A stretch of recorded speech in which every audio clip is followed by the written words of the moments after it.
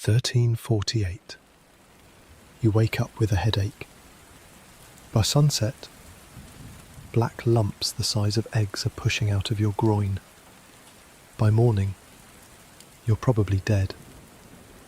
That was just how it went. No medicine, no answers. Half of Europe wiped out in 3 years. Here's what surviving the bubonic plague actually looked like. If you're settling in for the night, maybe getting comfortable under your blankets, I'd love it if you hit that subscribe button and drop a comment telling me where you're listening from and what time it is there. I always like knowing who's out there in the dark with me, learning about history. All right, let's do this. You're lying in a warm bed right now.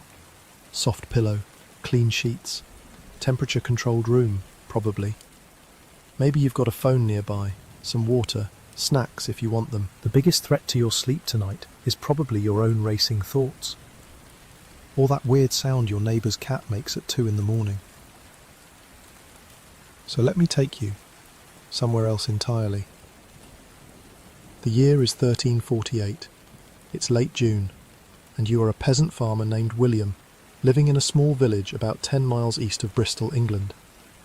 You're 27 years old, which makes you middle-aged by the standards of your time. You've got a wife named Agnes, a 4-year-old daughter named Mary, and a strip of land that your family has worked for 3 generations. Your day starts before the sun does. You don't have an alarm clock. You don't need one. Your body wakes when the first grey light seeps through the gaps in your cottage walls. There's no glass in your windows, just wooden shutters that you keep closed at night to keep out the chill and whatever might be prowling around in the darkness.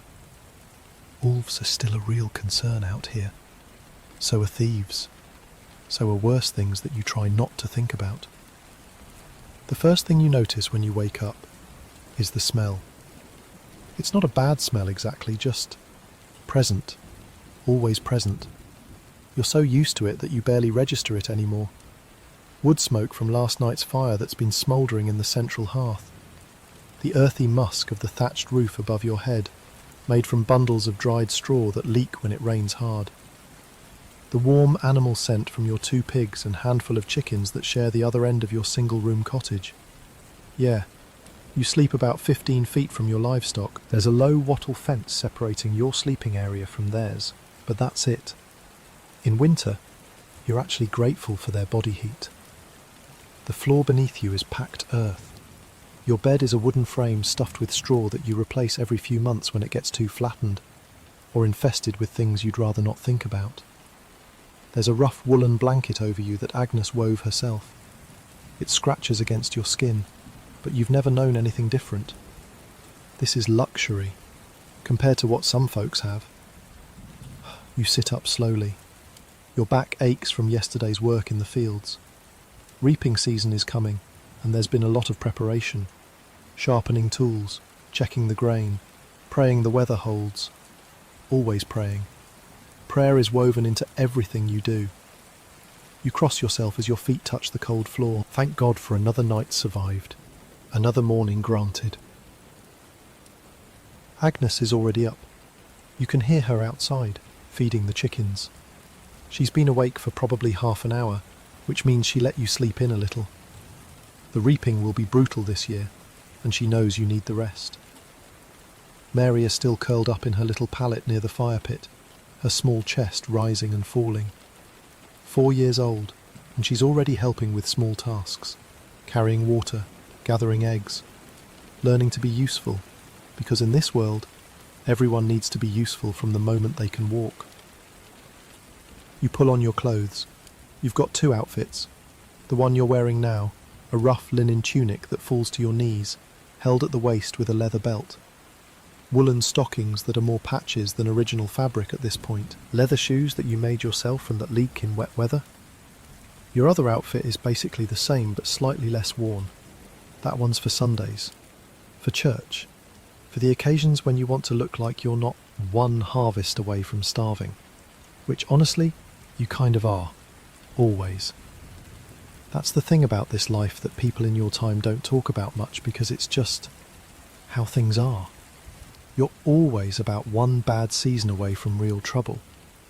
Last year's harvest was decent. The year before that was rough. The year before that, the rains came too heavy and half the grain rotted in the fields. That winter, you ate things you'd rather forget. Bark bread. A rat that got into your grain stores and died there, so you figured, why waste the meat? You survived. Lots of people didn't. The Great Famine was only 30 years ago. Your parents lived through it, talked about it sometimes, late at night, when the fire was low and the memories came crawling back. The rains that wouldn't stop, the crops that drowned in the fields, the animals that starved because there was no fodder, the people that starved because there was no food. Your mother's sister ate her own shoe leather. A cousin, they said, was taken by something worse. Cannibalism, though nobody used that word. Just, he disappeared, and there were whispers.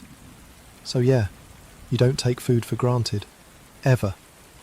When you eat your breakfast this morning, a chunk of dark rye bread that Agnes baked 2 days ago, and some watery ale that tastes vaguely sour, you eat slowly. You chew thoroughly. You're grateful for every bite, because you know how quickly it can all go away.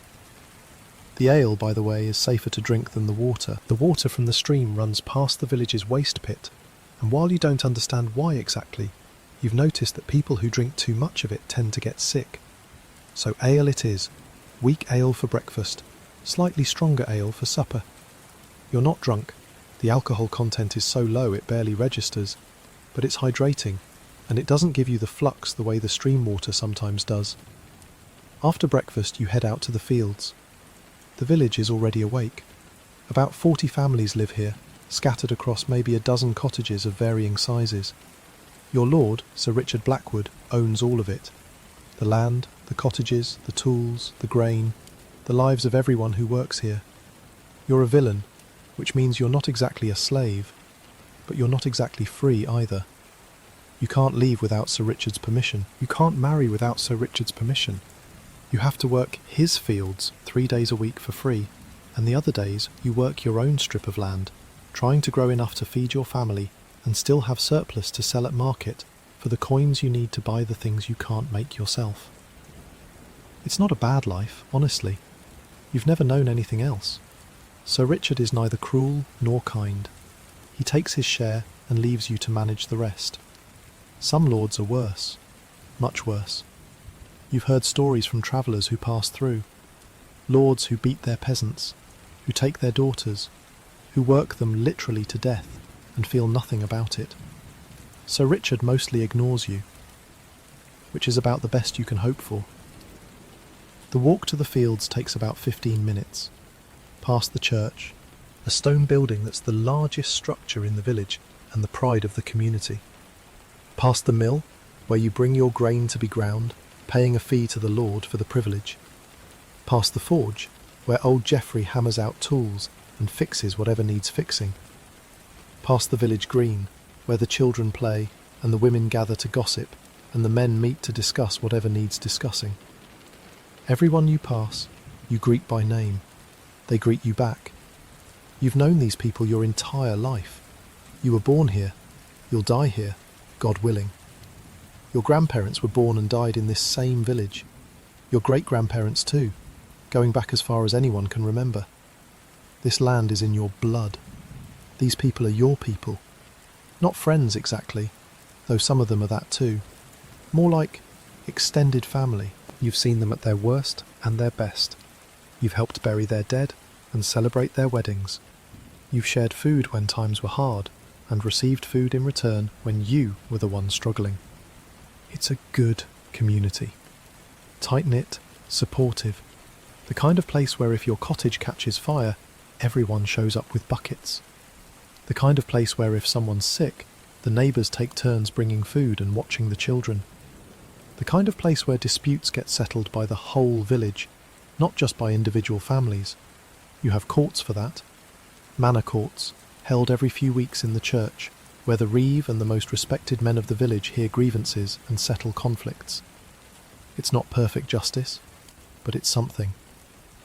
The fields are laid out in the open field system, long strips of land, each one belonging to a different family. arranged side by side across rolling hills. Your strip is narrow but long, about half an acre in total, and this year you've got wheat growing on most of it, with a small section set aside for beans and peas. The wheat is coming along nicely, golden heads nodding in the morning breeze. If the weather holds for another month, you'll have a good harvest, maybe even a great one. You spend the morning weeding. It's back-breaking work. Bend, pull, straighten, move forward, bend again, hour after hour. The sun climbs higher and the heat builds. Sweat soaks through your tunic. Your hands, already calloused from years of this work, develop new blisters anyway. You ignore them. Everyone has blisters. Everyone has aches. That's just life. Around midday, Agnes brings you food. More bread, this time with a bit of cheese that she bargained for at last week's market. A small beer to wash it down. You sit together in the shade of an old oak tree at the edge of the field and watch Mary play among the wheat stalks, her laughter carrying across the quiet landscape. This is as close to peace as your world gets. Full belly, healthy family, crops growing well, sun shining. You don't know it yet, but this is the last summer your village will ever be this full. The last summer you'll hear this many voices, see this many faces, know this many names. By this time next year, half the people you greeted this morning will be dead. The fields will lie fallow because there's no one left to work them. The church will be silent because there's no one left to fill the pews. The forge, the mill, the cottages, many of them will stand empty, slowly crumbling back into the earth. But you don't know that yet. None of you do. There have been rumours, of course. There are always rumours. Travellers passing through have mentioned something bad happening far away, across the sea, in places with strange names you've never heard of. Italy, France, somewhere called Sicily, where they say ships arrived carrying nothing but dead men, entire crews wiped out by some kind of sickness. You've heard these stories and you've shrugged them off, the way you shrug off most news from the wider world.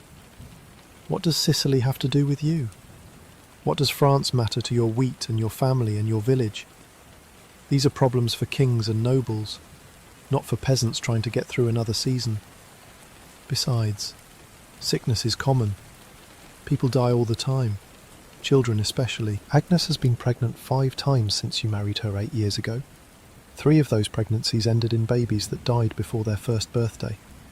1 ended in a stillbirth.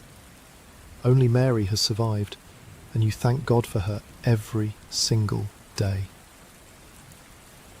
While trying not to think too hard about the ones you've lost, that's just how it is. You don't get attached too quickly. You don't name babies until they've survived their first month. You learn to hold grief at arm's length, because if you let it in fully, it would destroy you. So when someone mentions a plague across the sea, you think of the usual ailments, the sweating sickness that comes some summers, the flux that kills the weak, the mysterious fevers that take people without warning and leave the survivors shaken but alive. Bad things happen, people die, God's will, nothing new. You work until the sun starts to drop toward the horizon. Then you gather your tools, call to Agnes and Mary, and head home. Supper is pottage, a thick stew of beans and whatever vegetables Agnes could find, served in a wooden bowl that you eat from while sitting on a rough stool by the fire.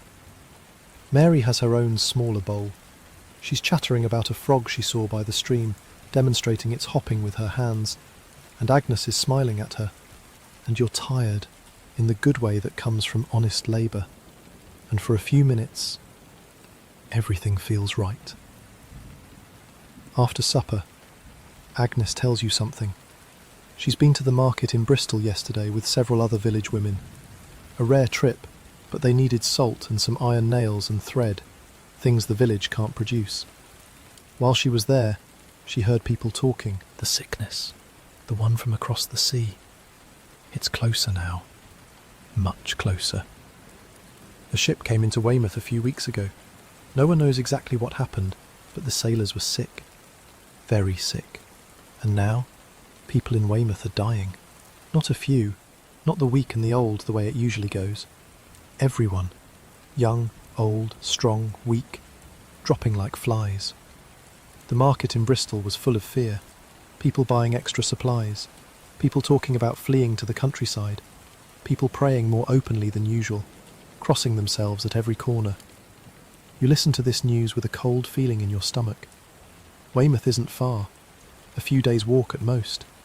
If something's spreading there, it could spread here. Easily. The roads between Bristol and Weymouth are well travelled. Merchants, pilgrims, soldiers, all moving back and forth.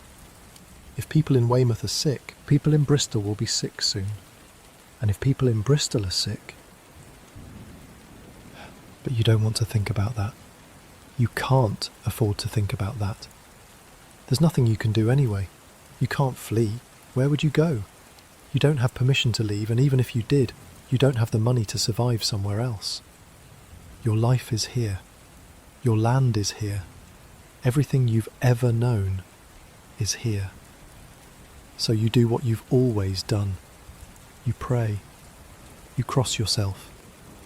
You pull Agnes close and hold her for a moment longer than usual.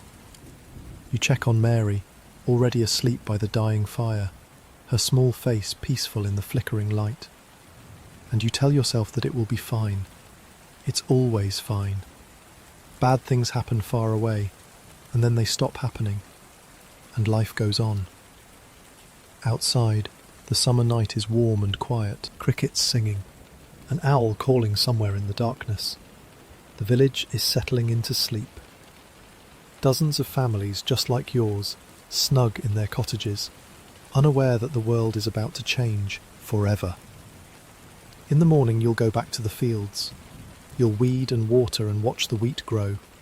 You'll greet your neighbours and work alongside them and share complaints about the weather and hopes for the harvest. You'll be a medieval peasant doing medieval peasant things, the same things your father did and his father before him, the same things you expect your daughter will do someday. But something is coming. Something is already here, actually, making its way along the roads and the rivers and the coastline, carried by fleas on the backs of rats, carried by people who don't know they're infected yet, carried in the cargo holds of ships and the folds of clothing and the very breath of the dying. It moves about 1.5 miles per day, the historians will later calculate. Slow, but unstoppable. A creeping wave of death that's been building for years, that started somewhere far away in the steppes of Asia, that's already devastated Constantinople and Sicily, and is now chewing through France like a fire through dry timber. The Black Death is coming, and it will find you. But for now, for tonight, in late June of 1348, you sleep. You dream of wheat fields and sunshine and your daughter's laughter. You rest your tired body against the straw mattress and let the darkness take you. Outside the stars wheel overhead, indifferent to the fates of men. The same stars that have watched empires rise and fall, that have seen 100,000 summer nights just like this one. Tomorrow will be another day of work, another day of survival, another day of the only life you've ever known. And somewhere to the south, in a port town called Weymouth, bodies are being loaded onto carts faster than the gravediggers can dig. Church bells are ringing so constantly that people have started ignoring them. And the sickness, the terrible sickness that no one understands and no one can stop, is beginning to spread. But you don't know that yet. So sleep. Rest. Let the warm summer night wrap around you like a blanket. Feel your wife breathing beside you, your daughter safe in her pallet, your animals shifting quietly on the other side of the room. This is your world, small and simple and hard, but yours. Enjoy it while it lasts. 3 weeks pass. The wheat keeps growing, the rumours keep spreading, and every day the news from the outside world gets a little bit worse. It's the 2nd week of August now, and the heat has settled over the land like a wet blanket, the kind of heat that makes you dizzy if you work too long in the fields. the kind of heat that turns everything sluggish and slow. Even the animals seem to know something's wrong. Your pigs, usually noisy and demanding, have been quiet lately. The chickens aren't laying as well as they should. Old Geoffrey at the forge says it's the weather. Says he's seen summers like this before, where the air gets thick and strange and puts everyone on edge. But you don't think it's just the weather. A man named Robert from your village went to Bristol last week. He's a freeman, one of the few in your community who can come and go as he pleases. He has a cousin there who works as a tanner, and he wanted to check on him, bring him some smoked meat from the last pig slaughter. Robert is a good man, steady, not the type to exaggerate or get caught up in panic. When Robert came back 4 days ago, he looked like he'd aged 10 years. You were in the fields when he rode past on his old mare. You saw him from a distance, slumped in the saddle, and something about the way he moved made you put down your scythe and walk to the road. Other men did the same. By the time Robert reached the village green, there were maybe 15 of you gathered there, waiting. He didn't say anything at first, just sat on his horse, staring at nothing. Then he started talking, and once he started, he couldn't stop. Bristol is dying. That's how he put it. Not sick, not struggling, dying. The sickness that was in Weymouth has spread there, and it's worse than anyone imagined. People are dropping in the streets, not just the poor, not just the weak, everyone. A healthy man can wake up with a headache in the morning and be dead by nightfall, sometimes faster. Robert said he saw a woman collapse in the middle of the market square, just fell down like someone had cut her strings, and within an hour she was gone. Her body lay there for most of the day because nobody wanted to touch her. Nobody knew what to do. The symptoms, Robert said, are like nothing he's ever seen. First comes a fever, burning hot, so hot that people strip off their clothes and beg for water. Then the sweating starts, a cold sweat that soaks through everything. And then, usually within a day or two, the swellings appear. Under the arms, along the neck, in the groin, lumps the size of eggs, sometimes bigger, that turn from red to purple to black. When they burst, the smell is unbearable. Some people say the swellings are filled with something rotten, like the corruption has taken root in the very flesh. Robert's cousin is dead. The whole tannery district is dead. The bishop has fled. The mayor has fled. Anyone with money or connections has left Bristol, heading to country estates or distant relatives, trying to outrun what's coming. But the people who can't leave, the ordinary people, they're trapped. The churches are packed with the sick and the dying. The graveyards are full. They've started digging pits outside the city walls, mass graves where they dump the bodies as fast as they can. And the smell. Robert kept coming back to that. The smell of a dying city. You listen to all of this with a cold knot in your stomach. Around you, the other men were silent. Some of them crossed themselves. Some of them looked like they might be sick. Old Walter, who's been farming these fields since before you were born, actually turned and walked away in the middle of Robert's story. Just walked back to his cottage and didn't come out for the rest of the day. That night, the village held a meeting in the church. Father Edmund, your parish priest, led prayers for deliverance. Long prayers, desperate prayers, the kind of prayers you say when you're not sure if God is listening anymore. The whole village was there, crammed into the small stone building, faces lit by candlelight, everyone looking to Father Edmund for some kind of answer. Father Edmund is a decent man. He's been your priest for 12 years, ever since old Father William died. He's not particularly clever or inspiring, but he's sincere. He believes what he preaches. And what he preaches now is that this sickness is a punishment from God, that the sins of mankind have grown so great that the Lord has sent a pestilence to cleanse the world, that the only hope is repentance, prayer, fasting, confession. So you pray, you fast, you confess your sins, though honestly, your sins are pretty mild. You've cursed when you stubbed your toe. You've envied your neighbour's better wheat. You've had impure thoughts about the miller's daughter, but who hasn't? These seem like small things compared to what's happening. But Father Edmund says that all sins add to the weight that humanity must bear. Every curse, every envy, every lustful thought, they all count. The village decides to close itself off. No travellers will be allowed in. Anyone who leaves must quarantine themselves for a week before they can return. The men take turns watching the roads, turning away merchants and pilgrims and anyone else who might bring the sickness with them. It feels wrong, this hostility to strangers, this breaking of the basic rules of hospitality that your faith teaches. But what else can you do? You hear more news over the following days. A peddler who's turned away from your village tells his story to the next village over, and that story makes its way back to you through a boy who was out checking his father's fish traps. The peddler says the sickness is moving fast, faster than anyone expected. It's already reached Gloucester. It's spreading along the roads, like fire through dry grass. Towns that were healthy a week ago are now graveyards. The peddler also said something else. He said that in some places, people have decided that the Jews are responsible, that they've been poisoning the wells, that they made a pact with the devil to destroy Christendom. In a town called Strasbourg, somewhere far away on the continent, they rounded up the entire Jewish community and burned them alive. Hundreds of people, men, women, children. You don't have any Jews in your village. You've never actually met a Jewish person in your life. But this news disturbs you in a way you can't quite articulate. If people are willing to do that, to burn their neighbours alive based on nothing but fear and rumours, then what else might they do?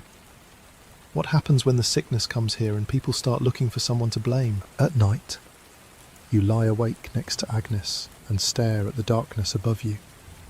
The thatched roof, the wooden beams, the same ceiling you've looked at your whole life. Agnes is sleeping, or pretending to sleep.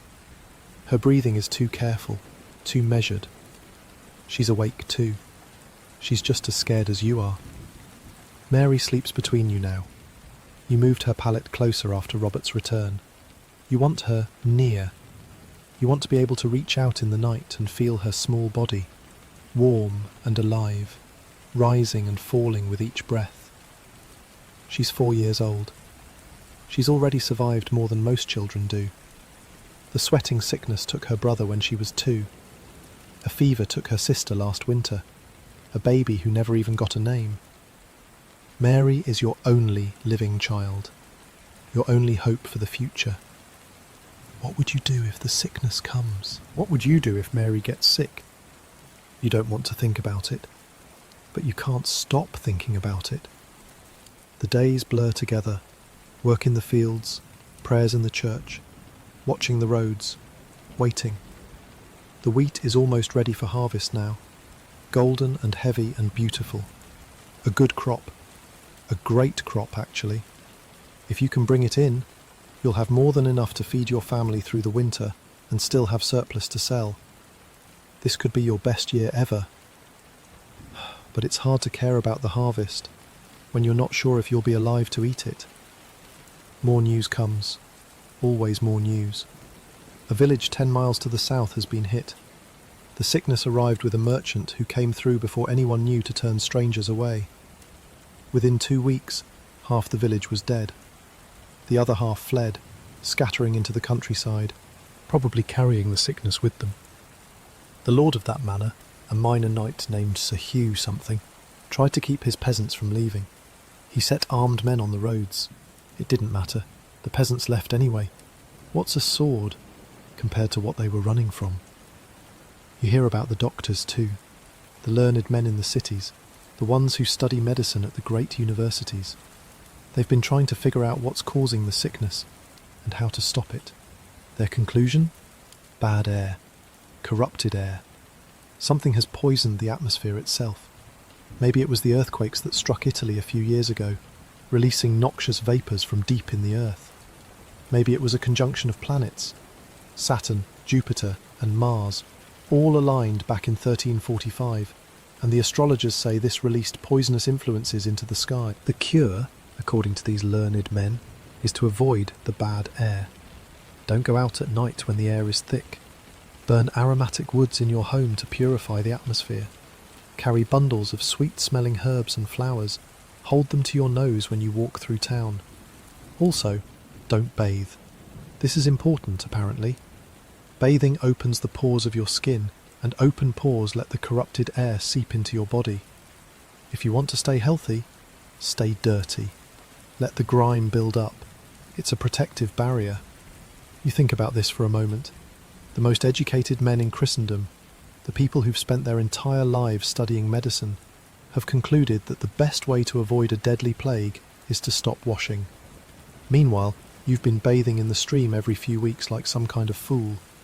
Maybe you should thank God for your ignorance. You're not sure what to make of this advice, honestly. It sounds reasonable, in a way. Bad smells have always been associated with disease. Everyone knows that. The miasma that rises from swamps and garbage heaps, the stench of the tanner's quarter. These places are unhealthy. It makes sense that the sickness would be carried by bad air. But then again, Robert said that Bristol stinks of death, and the sickness is already there. So either the bad air caused the sickness, or the sickness caused the bad air. You're not educated enough to know which way it works. Father Edmund has his own explanation, which is simpler. God sent this plague. God will end it when he chooses. The only thing humans can do is repent and pray. Medical knowledge, such as it is, might help at the margins, but ultimately this is a spiritual problem that requires a spiritual solution. You find yourself praying more than you ever have in your life. In the morning when you wake up, in the evening before you sleep, quick prayers throughout the day, just a word or two thrown up toward heaven. Please God, please, spare my family, spare my village, spare me. You're not sure if God is listening. You're not sure if anyone is listening. Late August now. The heat has broken a little. Cool mornings, warm afternoons, that hint of autumn that comes every year around this time. Normally this is your favourite season, harvest season, the culmination of a year's work, the fields full of activity, everyone working together to bring in the crops before the weather turns. This year, the harvest feels different. There's an urgency to it that has nothing to do with the weather. People work faster, harder, more desperately. Get the grain in, store it away. Prepare for whatever's coming, because something is coming. Everyone can feel it. The sickness is closer now, much closer. A village just 5 miles away reported its first cases 3 days ago. A family of 5, all dead within a week. The survivors have quarantined the cottage, nailed the door shut with the bodies still inside. No one wants to go in and retrieve them.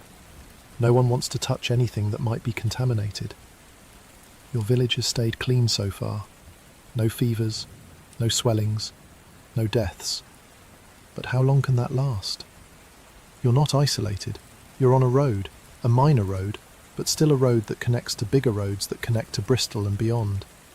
People pass through. Animals pass through. Whatever is carrying this sickness, surely it's only a matter of time before it finds its way here. You think about running, about packing up your family and fleeing to somewhere more remote. A cousin of yours lives in a village up in the hills, a tiny place with only a dozen families, far from any main road.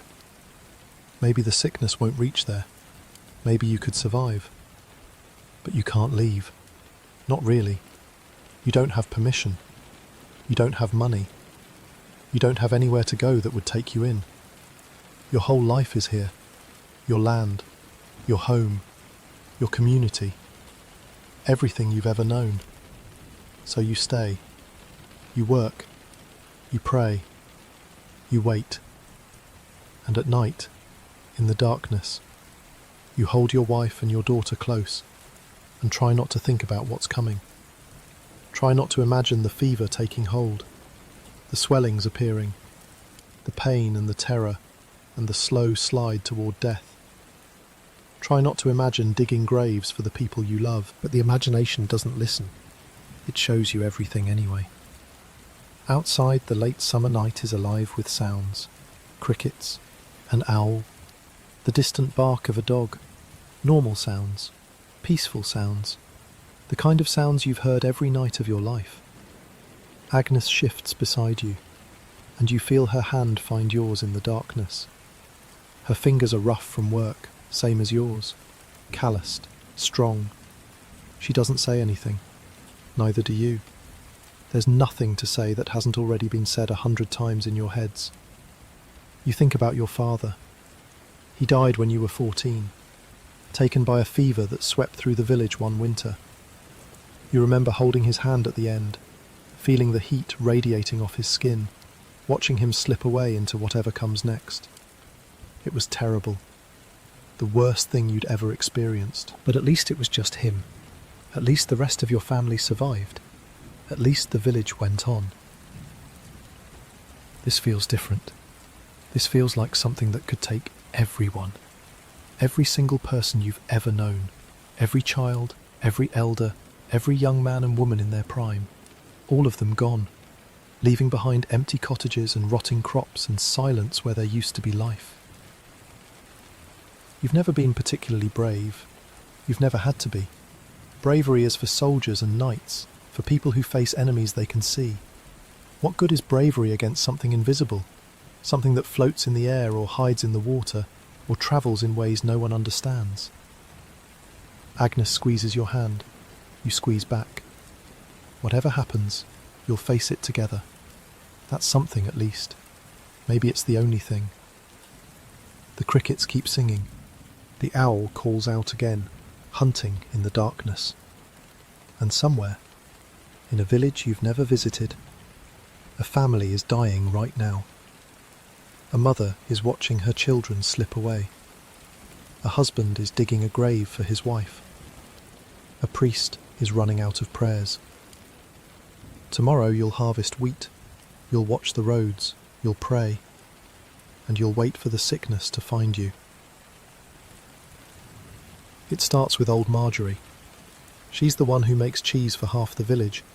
70 years old if she's a day, bent over from decades of work, but still sharp as a knife. She lives alone in a cottage at the edge of the village, ever since her husband died 8 winters ago. No children, no family left. Just her and her goats and her cheese. You've known Marjorie your whole life. When you were a boy, she used to give you scraps of fresh cheese when your mother sent you to buy some. She'd pinch your cheek and call you a good lad and tell you to grow up strong. She did that for every child in the village. Has been doing it for generations, probably. 3 days ago. Marjorie didn't come to the well for water. That's how you found out. Her neighbour, a woman named Edith, noticed that Marjorie's bucket was still hanging by her door at midday. Marjorie always got her water early, before the sun got too hot. Always, for as long as anyone could remember. So Edith went to check on her. She found Marjorie lying on the floor of her cottage, barely conscious, burning with fever. The village reacted the way you'd expect. Some people wanted to help, some people wanted to run. Most people just stood around, not knowing what to do, looking at each other with wide eyes and hoping someone else would make the decision for them. In the end, it was Father Edmund who took charge. He organised a rotation of people to bring Marjorie water and broth, to keep her comfortable, to pray over her. He said it was their Christian duty. He said they couldn't abandon one of their own. He said that this might be an ordinary fever, nothing to do with the pestilence, and they shouldn't assume the worst. Nobody believed him, not even Father Edmund himself, probably. You weren't part of the rotation. Agnes wouldn't let you.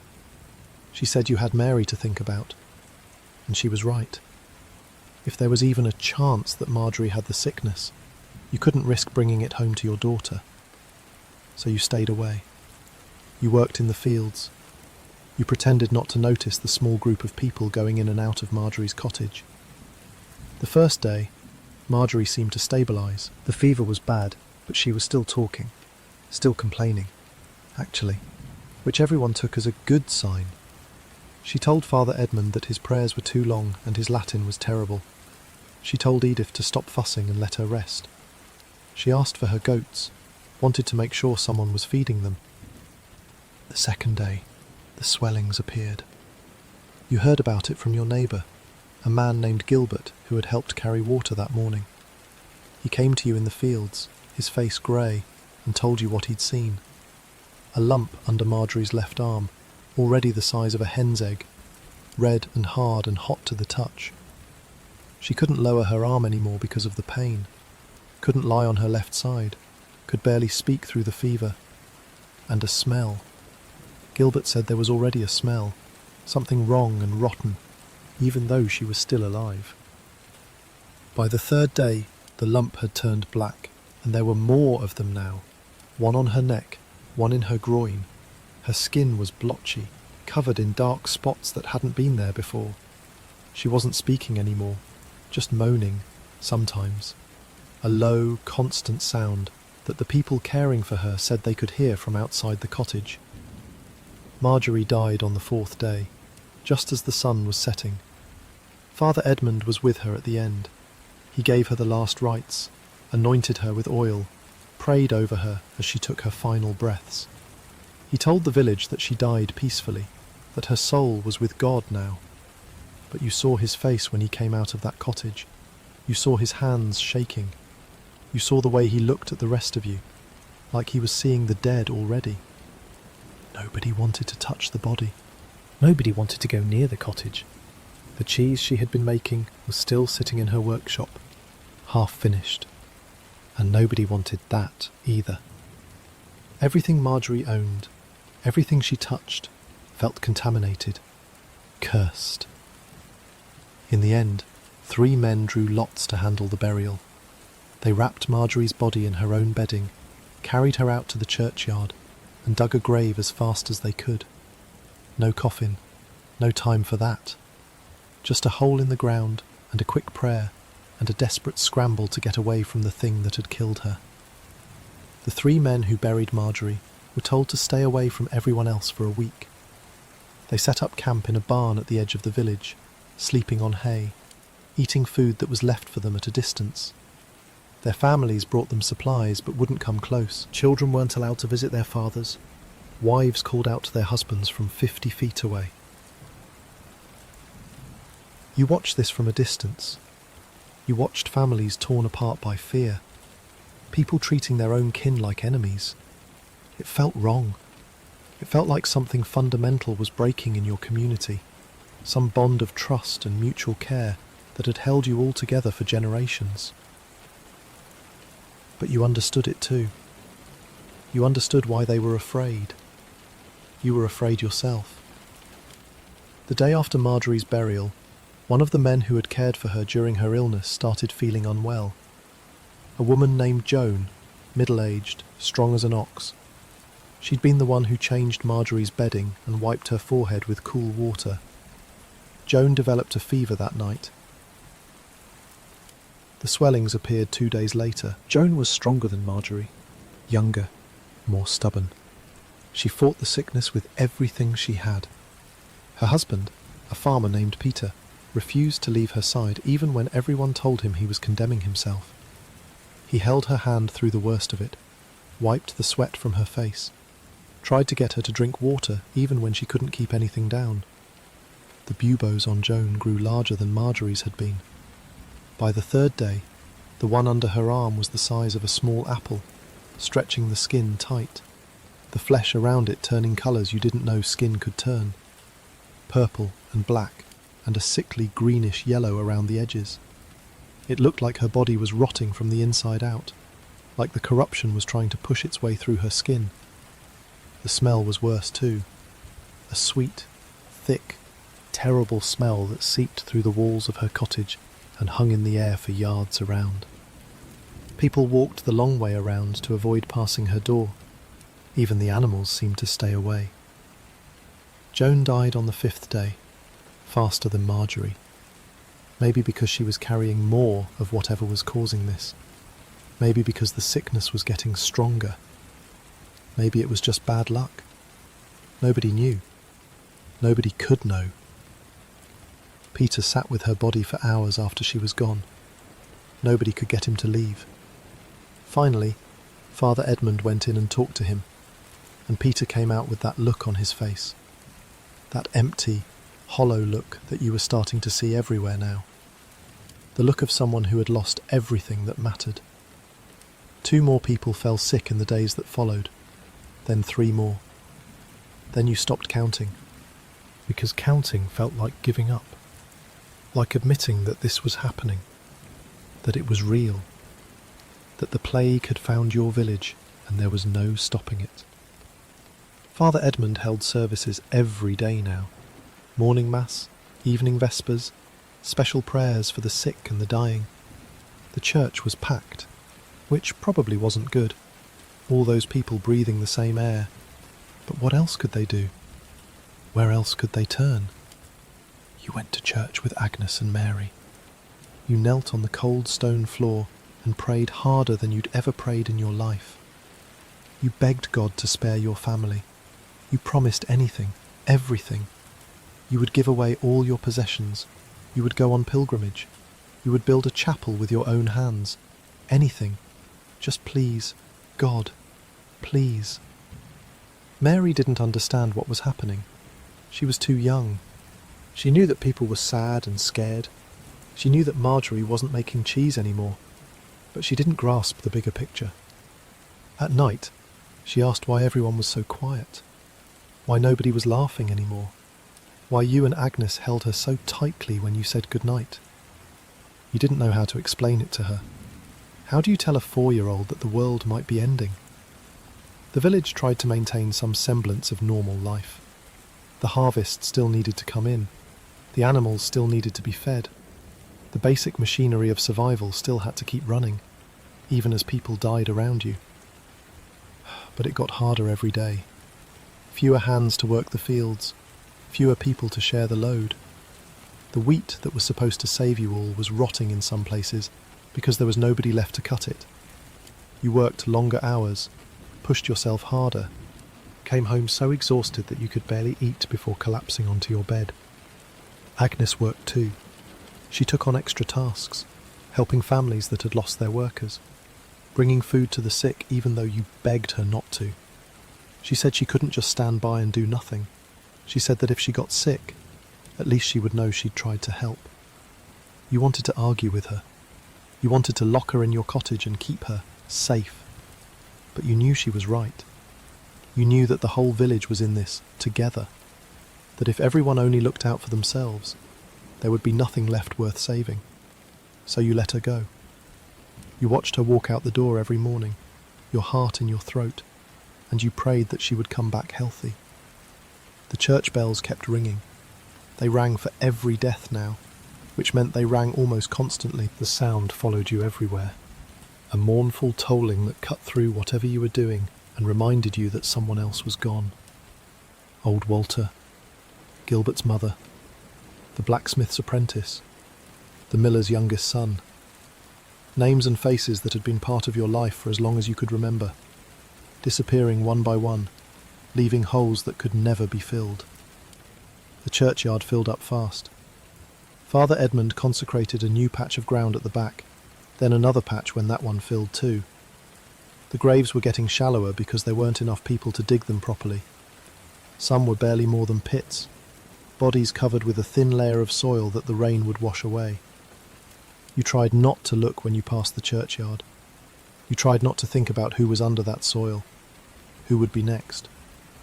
But at night, in your dreams, you saw them all, standing in a row, silent and accusing, asking why you were still alive when they were dead. You woke up gasping, heart pounding, and Agnes was there, holding you, telling you it was just a dream. Except it wasn't just a dream, it was reality, and it was only getting worse. 2 weeks after Marjorie died, almost a quarter of your village was gone. 27 people out of maybe 115. Men, women, children, young and old, strong and weak. The sickness didn't discriminate. It took whoever it wanted, whenever it wanted, and there was nothing anyone could do to stop it.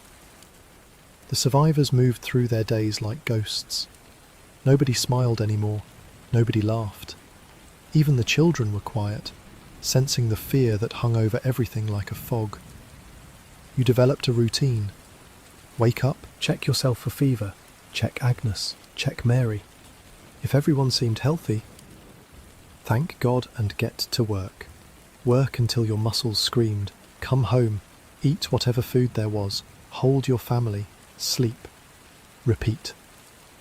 It was a grim existence, but it was existence, and as long as you kept existing, there was hope.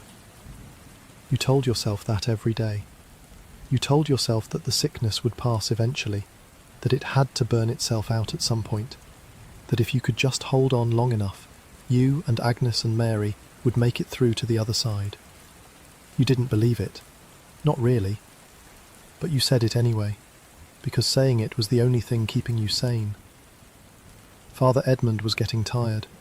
You could see it in his face, in the way he moved, in the way his voice cracked during the prayers. He was burying people every day, sometimes multiple times a day. He was visiting the sick, comforting the dying, consoling the bereaved. He was doing the work of 10 men, and it was breaking him.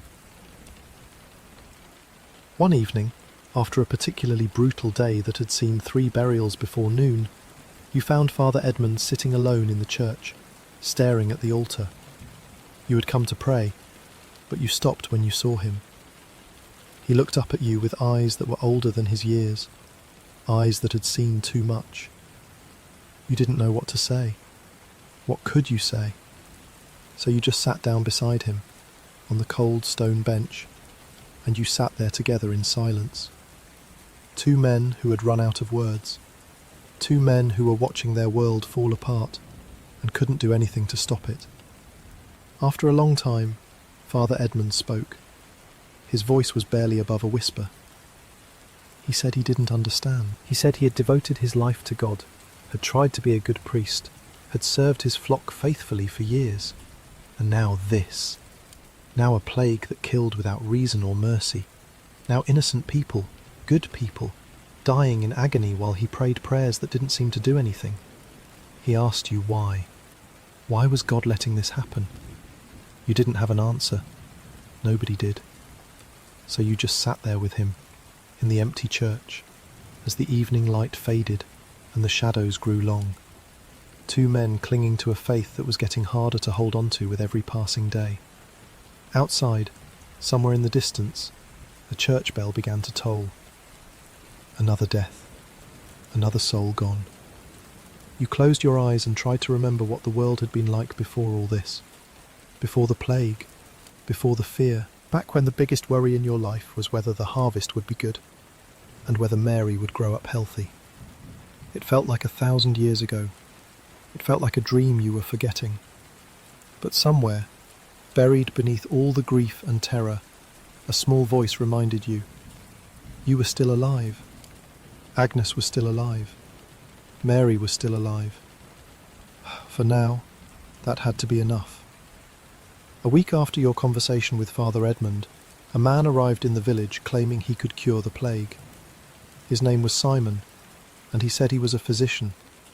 He came from London, or so he claimed, where he had studied at one of the great medical schools. He was a thin man, nervous, with darting eyes and stained fingers. He carried a leather bag full of instruments and potions.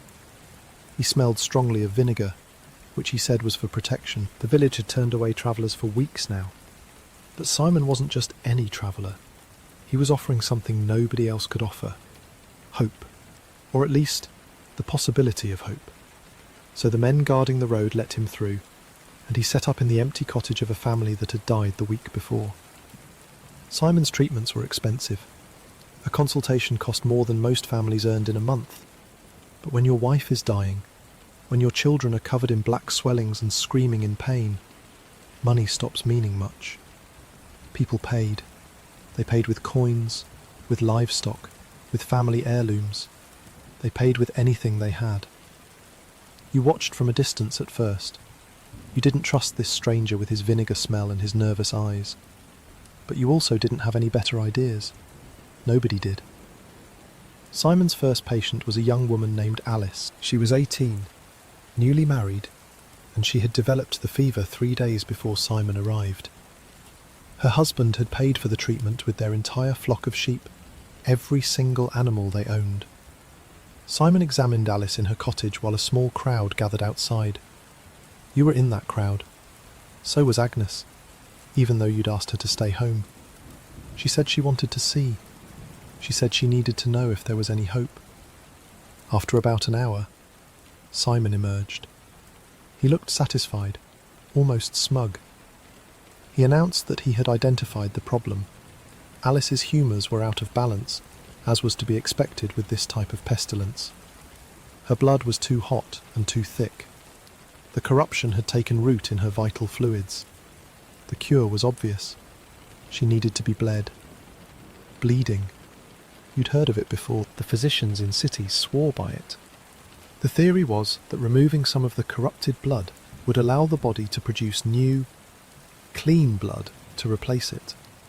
Made sense, in a way.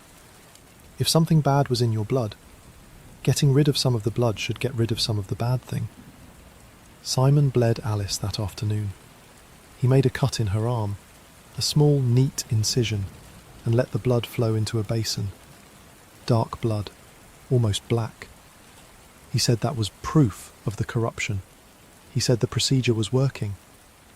By evening, Alice was weaker. By the next morning, she was delirious. By noon, she was dead. Her husband stood in the doorway of their cottage, staring at nothing. He'd given everything he had for this treatment, every sheep, every hope. And now his wife was dead, and he had nothing left. Simon had explanations, of course. He said Alice had been too far gone when he arrived. He said the corruption had spread too deep. He said that if he'd gotten to her sooner, the bleeding would have worked. It wasn't his fault. It was the disease. Some people believed him. Some people didn't.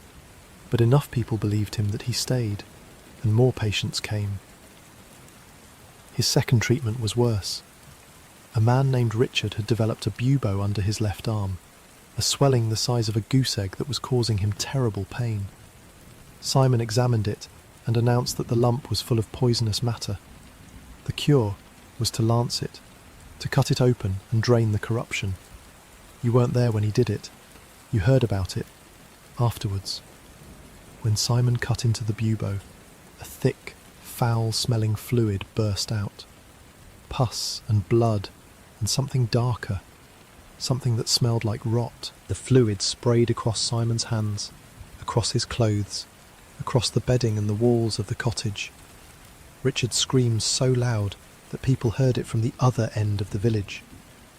Simon said the procedure was a success. He said he had removed the corruption.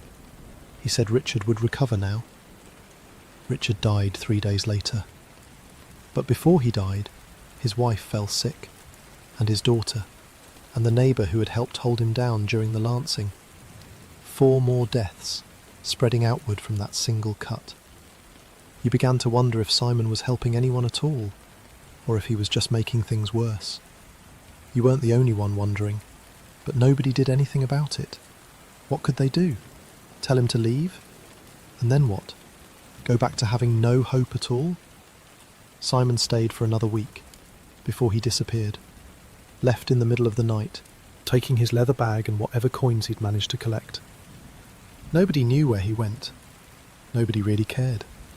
By then, 3/4 of his patients were dead, and the rest were dying. Some people said he was a fraud. Some people said he did his best with the knowledge he had. Some people said it didn't matter either way, because nothing was going to stop this plague. You believed that last one. More and more, you believed it. Meanwhile, Agnes kept going out. Every day, she visited the sick, brought them food and water, sat with them when their families couldn't bear to be in the same room anymore. She held hands and wiped foreheads, and whispered prayers into ears that might not even hear her anymore. You begged her to stop. You got down on your knees and begged. You told her that every time she walked into one of those cottages, she was risking her life, risking Mary's future, risking everything. She looked at you with those grey eyes of hers, calm and steady, and she said she knew. She knew the risk, but someone had to do it. Someone had to be there for the dying. If everyone hid in their homes and waited for the sickness to pass, what kind of community would they be? What kind of Christians? You didn't have an answer to that. You never did. So you watched her go, every single day, and you waited for her to come home. You checked her forehead for fever, and examined her neck for swellings, and thanked God when she seemed healthy. Another day, another night, another small miracle. The wolves started coming closer around this time. At first, it was just distant howling. You'd hear them at night, out in the woods beyond the fields, calling to each other across the darkness. Nothing unusual about that. Wolves had always been out there. They'd always been a danger, a background threat that every villager knew about and guarded against. But now, they were getting bolder. People started seeing them in daylight. A woman gathering firewood spotted a wolf watching her from the tree line. A boy herding his family's remaining sheep saw 3 wolves following the flock at a distance, patient and unhurried. The wolves knew. Somehow, they knew that the village was weakening, that there were fewer people to stand guard, fewer dogs to bark warnings, fewer armed men to drive them off. The careful balance that humans had maintained with the wilderness for generations was tilting. The wild was encroaching. One morning, you found the remains of a pig just outside the village boundary. Something had dragged it out of its pen during the night and eaten most of it. The tracks in the mud were wolf tracks, big ones. Nobody had the energy to organise a hunting party. Nobody had the time. The living were too busy burying the dead and caring for the dying, so the wolves kept coming closer, kept testing the edges, kept waiting. Then, the flagellants arrived. You'd heard rumours about them for days, strange men who travelled from town to town, whipping themselves bloody in the name of God. People said they believed that enough suffering, enough penance, could turn away God's wrath, that if they punished themselves severely enough, the plague would stop. It sounded insane. It sounded like something only desperate, broken people would do. And then, they came walking down the road toward your village, and you saw that they were exactly that. Desperate, broken. Human beings pushed past the edge of what humans could bear. There were maybe 30 of them. They wore white robes stained brown with old blood and dirt. They walked in a slow procession, 2 by 2, singing hymns in Latin that most of them probably didn't understand. Their leader, a tall man with wild eyes and a scraggly beard, carried a wooden cross before him like a standard. The village gathered to watch them, not welcoming exactly, but not hostile either, just watching, waiting to see what would happen. The flagellants stopped in the village green, the same spot where Robert had returned from Bristol with his terrible news, what felt like a lifetime ago. Their leader planted his cross in the ground and raised his arms to the sky. He began to preach. His voice was raw, hoarse from days or weeks of shouting, but the words came out with a fierce intensity that made everyone listen. He talked about sin, about punishment, about how the plague was God's judgment on a wicked world, about how the only hope was repentance, true repentance, not just prayers and fasting, but real suffering, real pain, the kind of pain that showed God you were serious. Then, the flagellants stripped to the waist and began to whip themselves. You'd never seen anything like it. Each of them had a scourge, a leather whip with multiple tails, and at the end of each tail was a small metal spike, or a knot with something sharp embedded in it. They swung these whips over their shoulders, striking their own backs again and again. The first few blows left red welts, then the welts broke open, then the blood started flowing. It was horrifying. It was mesmerising. You couldn't look away, even though part of you desperately wanted to. Around you, other villagers were the same. Some were crying, some were praying, Some just stood there with their mouths open, unable to process what they were seeing. The flagellants kept going. 5 minutes. 10 minutes. Their backs became masses of torn flesh and running blood. Some of them were weeping as they whipped themselves. Some of them were smiling, as if they were experiencing something beautiful instead of something terrible. The leader preached throughout, his voice rising and falling with the rhythm of the whips. He said this was how to save your soul. This was how to appease God's wrath. This was how to end the plague. When they finally stopped, the ground around them was spattered with blood. The flagellants pulled their robes back on over their ruined backs, the white fabric immediately soaking through with red. They looked exhausted, barely able to stand. The leader asked if anyone from the village wanted to join them, if anyone wanted to take up the scourge and help carry the burden of humanity's sins. Nobody moved. Nobody spoke. The flagellants stayed that night, camping at the edge of the village.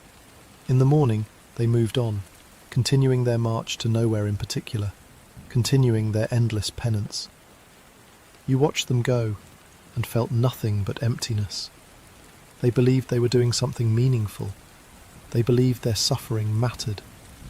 But the plague didn't care about their bleeding backs any more than it cared about Simon's treatments or Father Edmund's prayers. It just kept killing. It just kept spreading. It just kept being what it was. That night, you held Agnes close and listened to her breathe. Mary was asleep between you, her small body warm against your side. Outside, somewhere in the darkness, you heard wolves howling. Everything was falling apart. The village, the world, the careful structures that had kept human life going for generations. All of it crumbling under the weight of something nobody could see or understand. And yet, here you were, still alive, still holding on to the people you loved, still getting up every morning and doing what needed to be done. Maybe that was all you could do. Maybe that was all anyone could do. The harvest had mostly come in by now, though not all of it. Some fields were still standing, their grain rotting because there was nobody left to cut it. The families who owned those fields were dead or too sick to work. The rest of the village was too exhausted to help. Sheep wandered through the landscape with nobody to tend them. Cows lowed in pastures, their udders painfully full because nobody came to milk them anymore. The carefully managed order of rural life was unravelling, one thread at a time. You did what you could. You milked the abandoned cows and distributed the milk to whoever needed it. You herded the wandering sheep back toward their pens, though half of them just escaped again. You tried to help, even when helping felt pointless. Father Edmund kept holding services, though the congregation grew smaller every day. He baptized babies, though fewer babies were being born now. He buried the dead, though his prayers had grown shorter and his voice had grown weaker. One evening, after another burial, Father Edmund announced that he would stop ringing the church bells for deaths. The constant tolling was spreading panic, he said. It was reminding everyone, every hour of every day, that more people were dying. Better to let some things pass in silence. Nobody argued with him. The bells had become a kind of torture, that endless reminder of loss. When they finally stopped, the silence was strange at first. Then, it was a relief. At least now you could pretend, for a few minutes at a time, that the world was normal, that nothing had changed, that the plague was just a bad dream you would wake up from eventually. But then, someone would cough, or someone would mention a name that no longer answered, or you would pass by a cottage with the door nailed shut, its occupants dead inside because nobody had the courage or the strength to retrieve them, and the dream would shatter. And you would remember that this was real, all of it, and there was no waking up. September now, the days growing shorter, the nights growing cooler, the plague still burning through what remained of your village, like a slow fire that would not go out. You kept checking yourself for fever every morning. You kept checking Agnes. You kept checking Mary. So far, so good. But for how long? It happens on a Tuesday. You wake up before dawn, same as always. The grey light is seeping through the gaps in the shutters. Mary is still sleeping, her small body curled up in a ball. You reach over to touch Agnes's shoulder, to wake her for the day ahead. Her skin is hot. Not warm, hot. The kind of hot that means something is wrong. You sit up. Your heart is already pounding. You tell yourself it might be nothing. A flush from sleeping under too many blankets. A mild illness. The kind everyone gets sometimes. It doesn't have to be the plague. It doesn't have to be. Agnes opens her eyes. They're glassy, unfocused. She looks at you like she's not quite sure who you are. She says she doesn't feel well. Her voice is weak, scratchy. She says her head hurts, her joints ache. She's so tired, more tired than she's ever been. You tell her to stay in bed. You tell her to rest. You tell her everything is going to be fine. You don't believe it, but you say it anyway. Mary wakes up and asks what's wrong with Mama. You tell her Mama is just tired and needs to sleep. You take Mary outside and find a neighbour to watch her for the day. The neighbour, a woman named Bess, whose husband died 2 weeks ago, looks at you with knowing eyes. She doesn't ask questions. She just nods and takes Mary's hand and leads her away. You go back inside. Agnes is shivering now, even though her skin is burning up. You pile every blanket you have on top of her. You bring her water, cool water from the well, and help her drink. Most of it dribbles down her chin because she's too weak to swallow properly. The day passes in a blur. You sit beside her. You hold her hand. You talk to her, though you're not sure she can hear you. You tell her about the wheat you harvested, about Mary's latest questions about the world, about the time you first saw her, 15 years ago, at the midsummer festival in the village where she grew up. She was dancing around the bonfire with the other girls, and you couldn't take your eyes off her. She doesn't respond. She's drifting in and out of consciousness, lost somewhere between sleep and waking. By evening, you know. You know with a certainty that sits in your stomach like a stone. The swelling appears the next morning, under her left arm, a lump the size of a walnut, hard and hot and painful to the touch. Agnes cries out when you accidentally brush against it. She cries out, and then she starts crying for real, because she knows too. She knows what this means. You hold her while she cries. You stroke her hair and whisper that you love her, and that you're not going anywhere. You're not like those people in the stories, the ones who abandon their families at the first sign of sickness. You're not going to leave her to die alone. She grips your hand so tight it hurts. She looks at you with those grey eyes, clearer now than they've been since the fever started. She says she's sorry. She says she should have listened to you. She should have stopped visiting the sick. She should have stayed home, stayed safe, stayed with you and Mary. You tell her to stop. You tell her she was being kind, being good, being the person she's always been. You tell her you wouldn't have wanted her any other way. She manages a small smile at that, a ghost of the smile you fell in love with. Then the fever takes her again, and she's gone, drifting away to wherever sick people go when the world becomes too painful to stay in. The next few days are the worst of your life. You watch the swelling grow. It doubles in size, then triples. The skin around it turns colours you've never seen on a living person. Red, then purple, then a sickly black that looks like death itself is pushing its way to the surface. Agnes can't move her arm anymore, can't lie on her left side, can barely breathe without pain. You try everything. You burn juniper in the cottage to purify the air. You press cool cloths to her forehead to bring down the fever. You pray, endlessly, desperately, the same words over and over until they lose all meaning. News spreads through what's left of the village. Agnes, the woman who spent weeks helping others, is now the one who needs help. But nobody comes. Not at first. People are afraid. You understand that. You don't blame them. But it still hurts, knowing that your wife gave everything to this community, and now the community can't bring itself to cross your threshold. Eventually, Bess comes. She's already lost her husband and 2 of her children. She's got nothing left to lose, she says. She brings broth and bread and sits with Agnes while you take a break, while you walk outside and gulp fresh air and try to remember what it feels like to not be drowning in fear. Bess doesn't say much. She doesn't offer false hope or empty comfort. She just sits there, holding Agnes's hand, being present. It's the kindest thing anyone has done for you in weeks. Father Edmund comes to visit. He stands in the doorway, unwilling to come closer. He says prayers from a distance. He offers what comfort he can, which isn't much. He looks at Agnes with the same expression he's had for everyone who's gotten sick. That mixture of pity and resignation. That acceptance of death. You want to scream at him.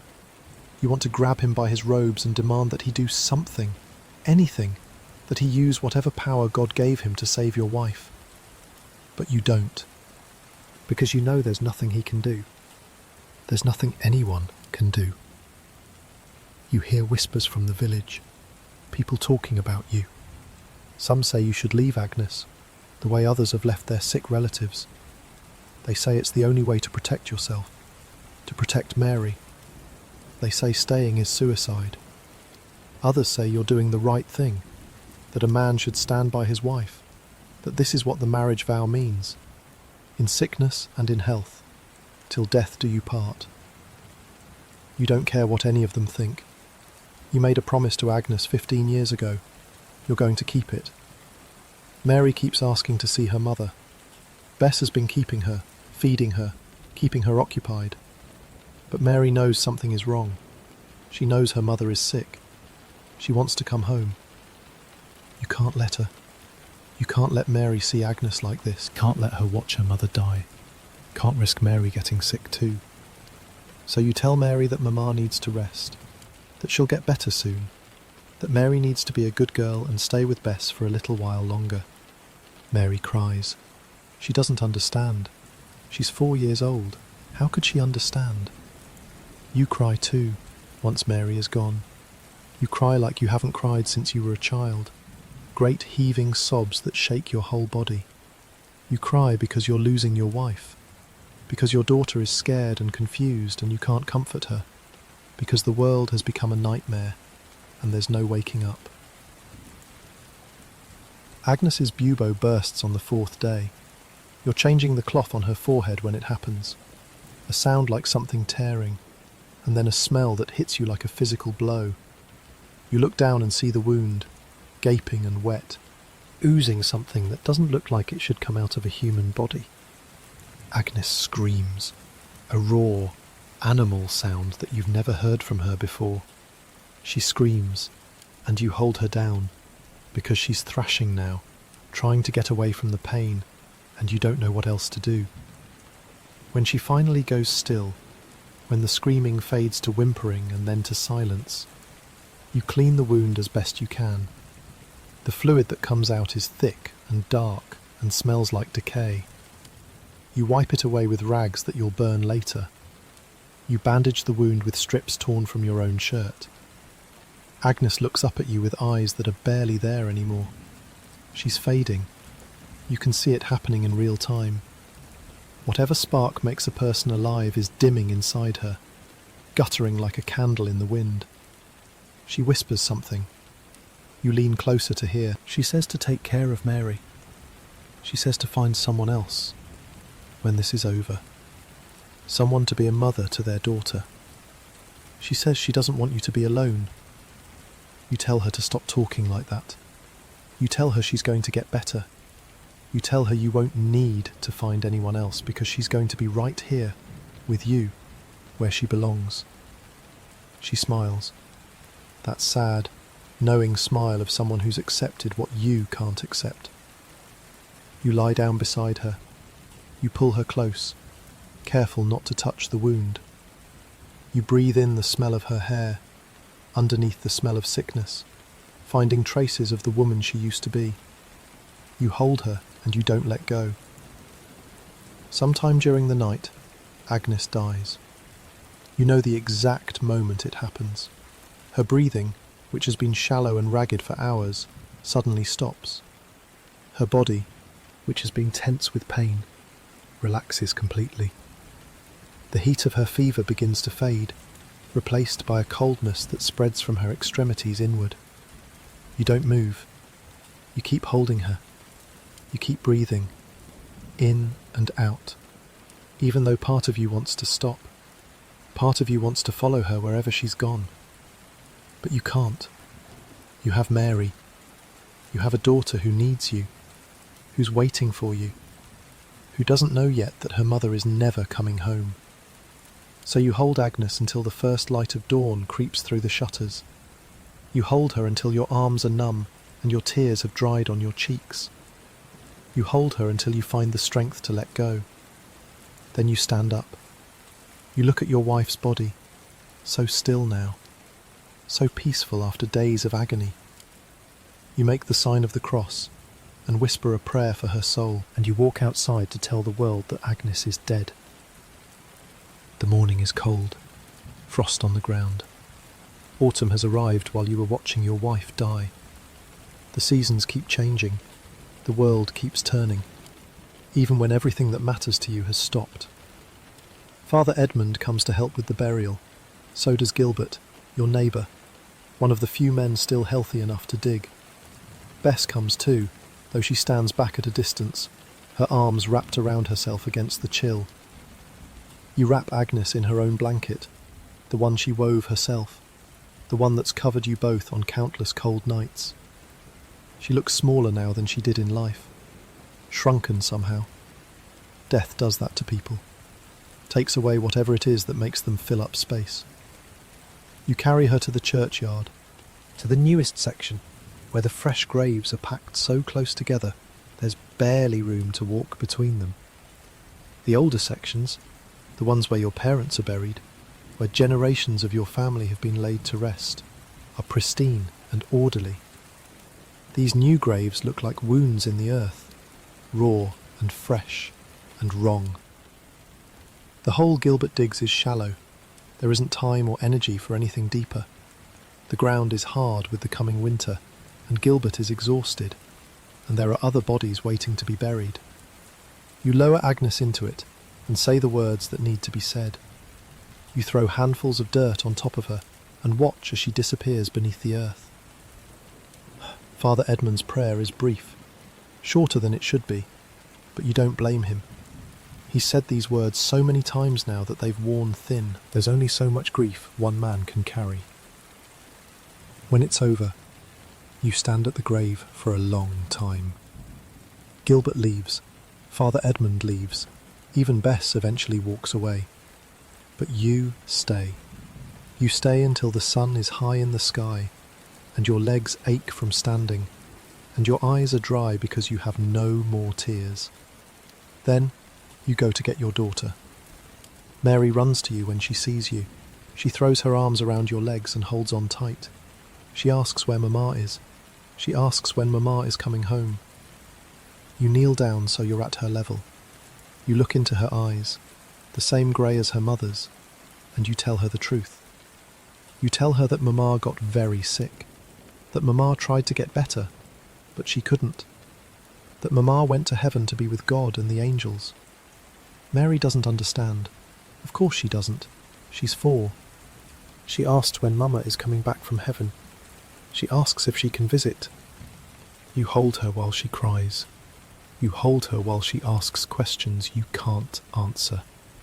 You hold her while the reality slowly sinks in, as much as reality can sink in for someone so young. Later, you take her home. The cottage smells wrong now, like sickness and death, like the end of everything you've known. You open the shutters to let in fresh air. You burn the bedding Agnes died on. You scrub the floor and the walls with vinegar, even though you know it probably won't help. That night, you and Mary sleep together in your bed. She curls up against you the way she used to curl up against Agnes. Her small body is warm and alive and breathing, and you hold on to her like she's the only thing keeping you tethered to the world. Because she is. She's all you have left. Outside, the September night is quiet. No church bells ringing, no sounds of life from the other cottages, just the wind in the trees and the distant howl of wolves. Your village has lost more than half its people now. The survivors are scattered, isolated, going through the motions of living without really being alive. The community that raised you, that taught you everything you know, that was supposed to be there for your children and your children's children, is dying, maybe already dead. And Agnes is gone, your wife, your partner, the person who made this hard life bearable. She's lying in a shallow grave in the churchyard, and you're lying in an empty bed with your daughter, and the future stretches out ahead of you like a dark road with no end in sight. You don't know how you're going to survive this. You don't know how you're going to raise Mary alone. You don't know how you're going to get through tomorrow, let alone the rest of your life. But you have to try. For Mary, for Agnes, for whatever comes next. You close your eyes. You listen to your daughter breathe. And eventually, somehow, you sleep. The days after Agnes die blur together. You get up. You feed Mary. You do whatever work needs doing. You go to sleep. You get up again. The rhythm of survival, stripped down to its bones. Mary asks about her mother every day at first. Where is she? When is she coming back? Why can't they go visit her in heaven? You answer as best you can, but there are no good answers to questions like these. Eventually, Mary stops asking. You're not sure if that's better or worse. You learn to cook, or rather, you learn to cook enough to keep a small child alive. Pottage, mostly. You throw whatever vegetables you can find into a pot with some water and let it simmer until it's soft enough to eat. Mary doesn't complain. She eats what you give her and looks at you with her mother's quiet gaze, and you try to smile for her, even when smiling feels impossible. The village continues to shrink. Every few days, another cottage goes silent, another family disappears. Sometimes you find out what happened, sometimes you don't. There aren't enough healthy people left to keep track of the dead. Gilbert gets sick in early October. He's the one who helped bury Agnes, the neighbour who dug the shallow grave. You find out when his wife comes to your door, wild-eyed and shaking, asking if you have any herbs or medicine or anything at all that might help. You don't. Nobody does. You tell her you're sorry. You watch her walk back to her cottage, her shoulders hunched against a grief that hasn't even fully arrived yet. Gilbert dies 4 days later. His wife survives, somehow. Their 3 children survive. But Gilbert, who was strong and healthy and in the prime of his life, is gone. Another name added to the list. Another grave in the overcrowded churchyard. Father Edmund keeps going for longer than anyone expected. He buries Gilbert. He buries 6 more people that week. He holds services for a congregation that barely fills the first 2 rows of benches anymore. He visits the sick, blesses the dying, comforts the bereaved. He does the work of a priest even when it seems like God has abandoned everyone. And then, Father Edmund gets sick. You hear about it from Bess, who heard it from someone else. Father Edmund developed a fever 3 nights ago. He tried to hide it at first, tried to keep doing his duties, but the sickness was too strong. He collapsed during evening vespers. 2 men carried him to his cottage and laid him in his bed. Nobody knows what to do. Father Edmund is the only priest in the village, the only connection to God, or at least to the church that speaks for God. Without him, who will say the prayers? Who will give the last rites? Who will make sure the dead get into heaven? You go to see him, not because you think you can help, but because it feels like the right thing to do. This man baptized your daughter. He married you and Agnes. He stood over your wife's grave and said the words that were supposed to ease her passage to the next world. You owe him something, even if all you can offer is your presence. Father Edmund's cottage is small and plain. A bed, a table, a few books, a crucifix on the wall. He's lying under a thin blanket, his face flushed and sweating, his eyes unfocused. He looks smaller than he did behind the altar, frailer, more human. You sit with him for an hour. You don't say much, neither does he. Occasionally he murmurs something in Latin, fragments of prayers that have been worn smooth by decades of repetition. You hold his hand, the way you held Agnes's hand. You try to offer whatever comfort a dying man can receive from another person's touch. Before you leave, Father Edmund looks at you, really looks at you, with clarity that seems to come from somewhere deeper than the fever. He says he's scared. He says he knows he shouldn't be, that as a priest he's supposed to have faith in what comes after death. But he's scared anyway. He's human, after all. Just a man who tried to do some good in a world that didn't make it easy. You tell him that Agnes is waiting for him. You tell him that when he gets to heaven, she'll be there to show him around. She was always good at making people feel welcome. He smiles at that, a small, tired smile. Then his eyes close, and he drifts away again. Father Edmund dies 2 days later. There's no one to give him last rites. There's no one to say the proper prayers over his body. A few of the surviving villagers gather in the churchyard and do their best to remember the words, but it's not the same. It can't be the same. You help dig his grave. It feels like the least you can do. October passes. The leaves change colour and fall from the trees. The days grow shorter, the nights longer and colder. The plague keeps killing, but slower now. There are fewer people left to infect, fewer targets for whatever invisible force has been stalking the village since summer. The landscape has changed. You notice it more and more as the weeks go by. Fields that should have been harvested are standing empty, the grain rotted and ruined. Orchards full of fallen apples that no one picked. Gardens overgrown with weeds because the people who tended them are dead or too exhausted to care. Animals roam everywhere. Sheep that lost their shepherds wander in loose flocks across the countryside, their wool matted and dirty. Cows bellow miserably in pastures, their udders swollen from days without milking. Pigs root through abandoned cottages, eating whatever they can find. The wolves are worse than the animals. You see them now almost every day, not just at the edges of the forest, not just at night. They walk through the village in broad daylight, bold and unafraid. They know that the humans are weakened. One morning, you wake to the sound of screaming. Not human screaming, animal screaming. You grab your scythe and run outside, and you find a wolf pack tearing apart one of the sheep near your cottage. 3 wolves, their muzzles red with blood, their eyes watching you as they eat. You shout at them, you wave your scythe. They look at you for a long moment, calculating. Then, slowly, they back away. They don't run, they just walk, dragging what's left of the sheep with them. That's the part that stays with you. They weren't afraid. They left because they chose to leave, not because you scared them off. You start keeping the fire burning all night.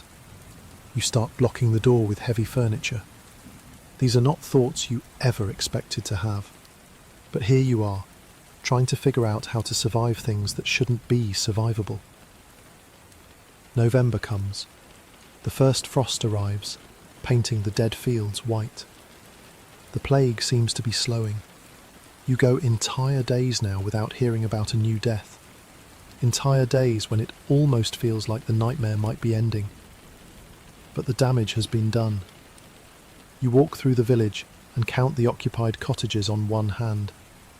Where there were once dozens of families, now there are maybe 15 people left. 15 out of more than 100. The rest are dead, or fled, or simply gone, vanished to wherever people go when the world falls apart. You and Mary settle into a new routine. Wake up, eat whatever you can scrape together, do the endless work of survival, feed the animals, the ones that are left, collect firewood for the coming winter, try to preserve what food you can find. Winter is coming, and you're not ready for it. You're never going to be ready for it. Agnes was the one who handled the winter preparations. She knew how to salt meat, how to dry vegetables, how to store grain so it wouldn't rot or get eaten by mice. You watched her do these things for years, but watching isn't the same as doing. You make mistakes, a lot of mistakes. You salt some pork too heavily and it becomes inedible. You try to dry some apples and they turn mouldy instead. You store some grain in the wrong part of the cottage and mice get into it, eating through half your supply before you notice. Each mistake means less food for winter. Each mistake means a harder few months ahead. You curse yourself for not paying better attention, for assuming that Agnes would always be there to handle these things, for never learning what you should have learned. But you keep going. What else can you do? Mary has stopped asking about Agnes. She's stopped crying at night. You're not sure if she's accepted what happened, or if she's just learned to hide her grief the way you've learned to hide yours. She follows you around during the day, helping with small tasks, asking questions about everything. How do you start a fire? Why do the leaves change colour? Where do the birds go in winter? You answer her questions as best you can. You try to teach her the things Agnes would have taught her. How to sew, how to cook, how to take care of a home. You're not very good at any of these things, but you're all she has. She learns fast, your daughter. Faster than you would have expected for a 4-year-old. She watches everything you do with those serious grey eyes, and then she tries to copy it. Sometimes she fails. Sometimes she succeeds. Either way, she tries again. You wonder if this is what it means to raise a child. This constant teaching, this endless passing down of knowledge from one generation to the next. Agnes would have done it better. Agnes would have known what to say and when to say it.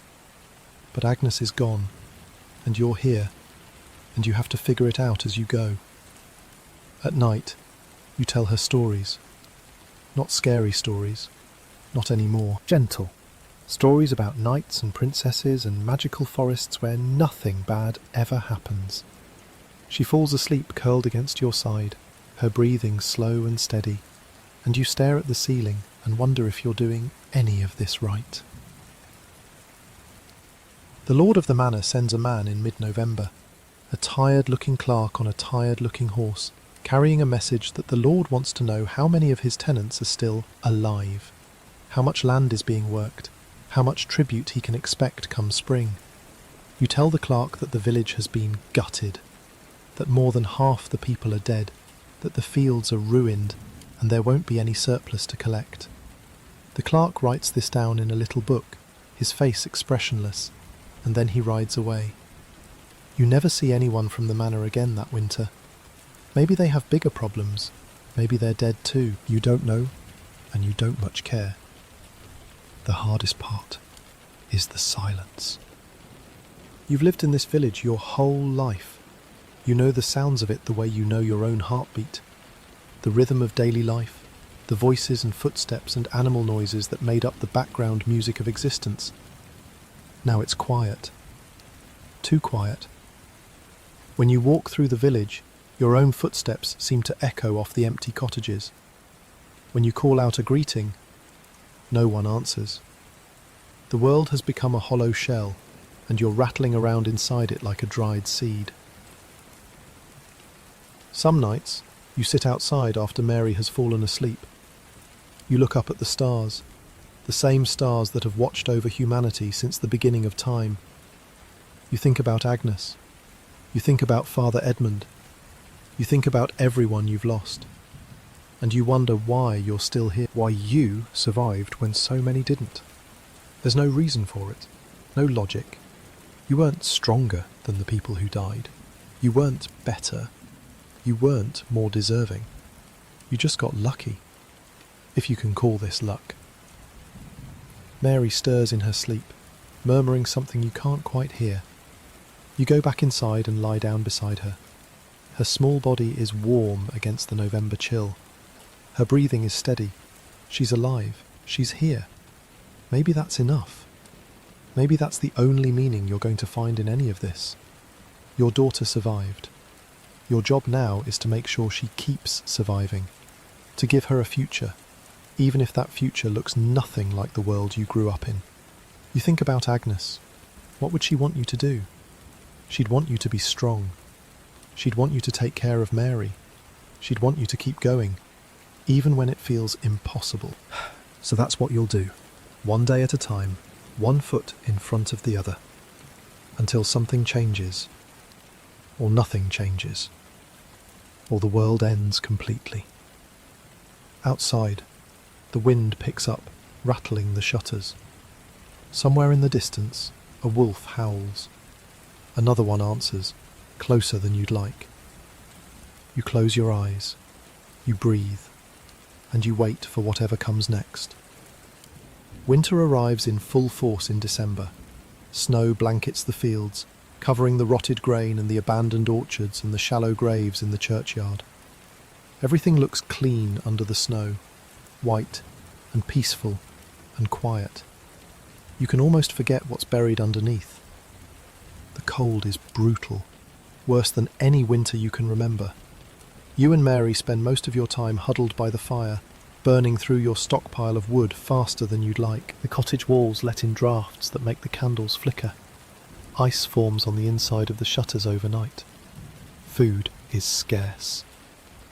The mistakes you made during autumn, the poorly preserved meat and the mouse-eaten grain, come back to haunt you now. You ration everything. A little bread in the morning, a thin soup at midday, whatever you can scrape together for dinner. Mary never complains, but you can see that she's thinner than she should be. Her cheeks aren't as round as they were last summer.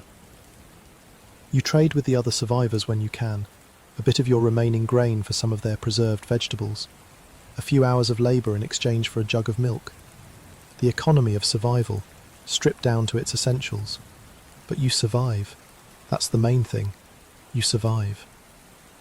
Mary turns 5 in early December. You don't have much to give her, a wooden doll you carved yourself. Clumsy and lopsided, but recognisable. You worked on it for 3 nights, whittling by firelight, cursing every time the knife slipped. Agnes could have made something beautiful. You made something that looks like it was carved by a drunk man with one eye closed. But it's the best you can do. You also managed to find a piece of honeycomb, traded from Bess in exchange for some firewood.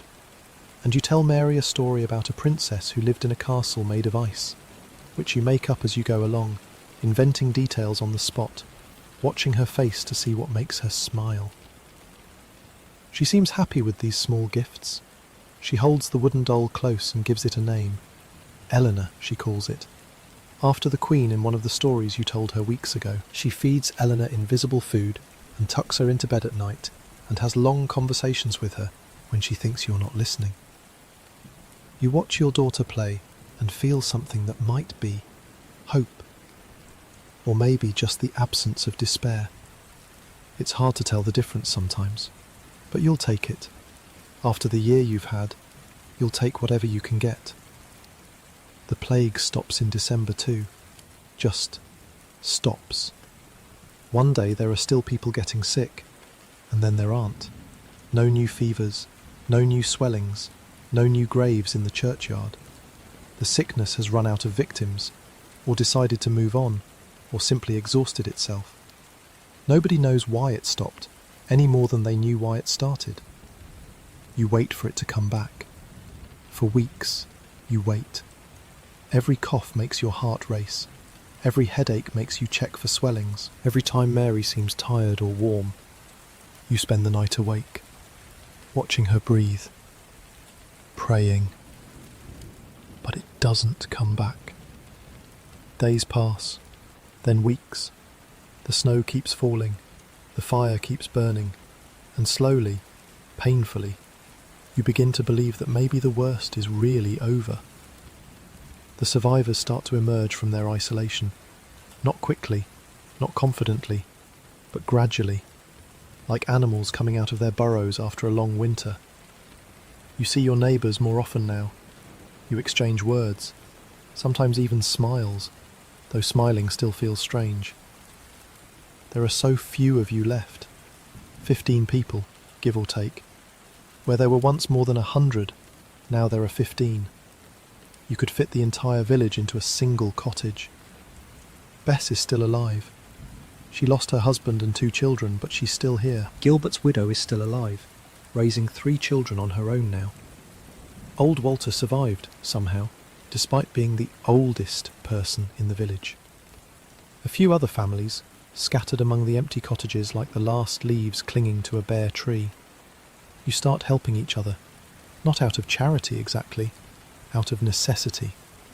There's too much work for any one person to do, and not enough people to do it. So you share. You trade labour for goods, goods for labour. You milk the cows that belong to dead families and divide the milk among the living. You slaughter pigs that have gone feral and share the meat. It's a strange kind of community, smaller and more fragile than the one you grew up in. But it's something. It's better than being completely alone. January brings the coldest nights of the year. The snow piles up so high that you have to dig your way out of the cottage some mornings. The fire burns constantly, eating through your wood supply, and you start to worry about running out before spring. You and a few other men organise a trip to the forest to cut more wood. It's dangerous. The wolves are still out there, still bold and hungry, but you don't have a choice. Without wood, you'll freeze. You leave before dawn, carrying axes and saws and whatever weapons you can find. Mary stays with Bess, who promises to keep her safe and warm. You kiss your daughter goodbye and try not to think about the possibility that you might not come back. The forest is beautiful in winter, quiet and still, the trees covered in white, the snow muffling all sound. You almost forget to be afraid. Almost. The wolves find you around midday, a pack of 5, watching from between the trees, their breath steaming in the cold air. They don't attack, they just watch, evaluating, deciding. You and the other men form a circle, backs together, weapons pointed outward. You shout and bang your tools together, making as much noise as you can. The wolves watch for a long time. Then, as if on some silent signal, they turn and disappear into the forest. You cut your wood as fast as you can and haul it back to the village before dark. Your hands are blistered and your back aches, and you're more tired than you've ever been. But you have enough wood to last the rest of the winter, and you're alive. That's what matters. February brings the first thaw. The snow starts to melt, revealing the brown earth beneath. The days grow slightly longer. The worst of the cold begins to ease. And then, something happens that you didn't expect. A man comes to the village from the manor. Not the tired clerk from before. Someone more important. A steward, dressed in fine clothes that look out of place in your ruined village. He arrives on a horse that probably cost more than everything you own combined. He has guards with him, though they look nervous, like they're not sure what to expect. The steward says the Lord is concerned about his lands, about who will work them come spring, about who will pay the rents and produce the crops that feed his household. He speaks carefully, choosing his words like a man walking through a field of snakes. The steward looks around at the empty cottages, the overgrown fields, the handful of survivors standing in the snow. He looks worried, which is strange, because you've never seen anyone from the manor look worried before. Lords and their servants don't worry about peasants. Peasants worry about them. He makes an offer. Better terms for anyone willing to stay and work, higher wages, reduced rents, freedoms that would have been unthinkable a year ago. He talks about opportunities, about the need for skilled workers, about how the survivors can negotiate from a position of strength. The words sound foreign coming from his mouth. You've spent your whole life being told what to do, not being asked. You've spent your whole life accepting whatever terms were offered because there were no alternatives. The idea that you might have leverage, that someone from the manor might actually need you more than you need them, is hard to process. But it's true.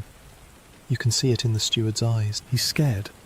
Not of you exactly, but of what happens if all the peasants leave. If there's no one to plant the crops and tend the livestock and do the 1,000 tasks that keep an estate running. The Lord needs workers, and there aren't enough workers to go around anymore. The other survivors pick up on this too. Old Walter, who's been a serf his whole life, who's never had any choice about anything, looks at the steward with something that might be contempt. Gilbert's widow asks pointed questions about exactly what freedoms are being offered. Bess just stands with her arms crossed, letting the silence stretch out, making the steward uncomfortable. You don't commit to anything. Neither do the others. You tell the steward you'll think about it, and he rides away looking dissatisfied. His guards glance back nervously as they go, as if they expect the peasants to chase them down the road. That night, you lie awake thinking about what this means. The plague killed half the people in your village. It killed half the people everywhere, probably, which means that everywhere, lords and landowners are facing the same problem. Too much land, not enough people to work it. For the first time in generations, maybe the first time ever, people like you have a choice. You can stay or you can go. You can demand better conditions or you can walk away. The world that existed before the plague, the world where peasants were bound to the land and had to accept whatever crumbs their lords threw them, that world is dying. Something new is being born in its place. You're not sure what that new world will look like. You're not sure if it will be better or worse or just different. But you know that nothing will ever be the same. Spring comes slowly. The snow melts, the frozen earth softens. The days grow warm enough that you don't need to keep the fire burning all the time. Mary starts playing outside again, running through the muddy paths, chasing the chickens that somehow survived the winter. You start thinking about planting. The fields that belong to your family are still there, waiting. The soil doesn't care that half the world has died. It doesn't care about your grief or your fears or your exhaustion. It just waits for the plough and the seed and the rain. You're not sure you have the strength to work the land alone. You're not sure you have the knowledge. Agnes handled so much of this. She knew when to plant and when to harvest, what crops would grow best in which fields, how to rotate them to keep the soil healthy. You were always the muscle, she was the brain. But you have to try.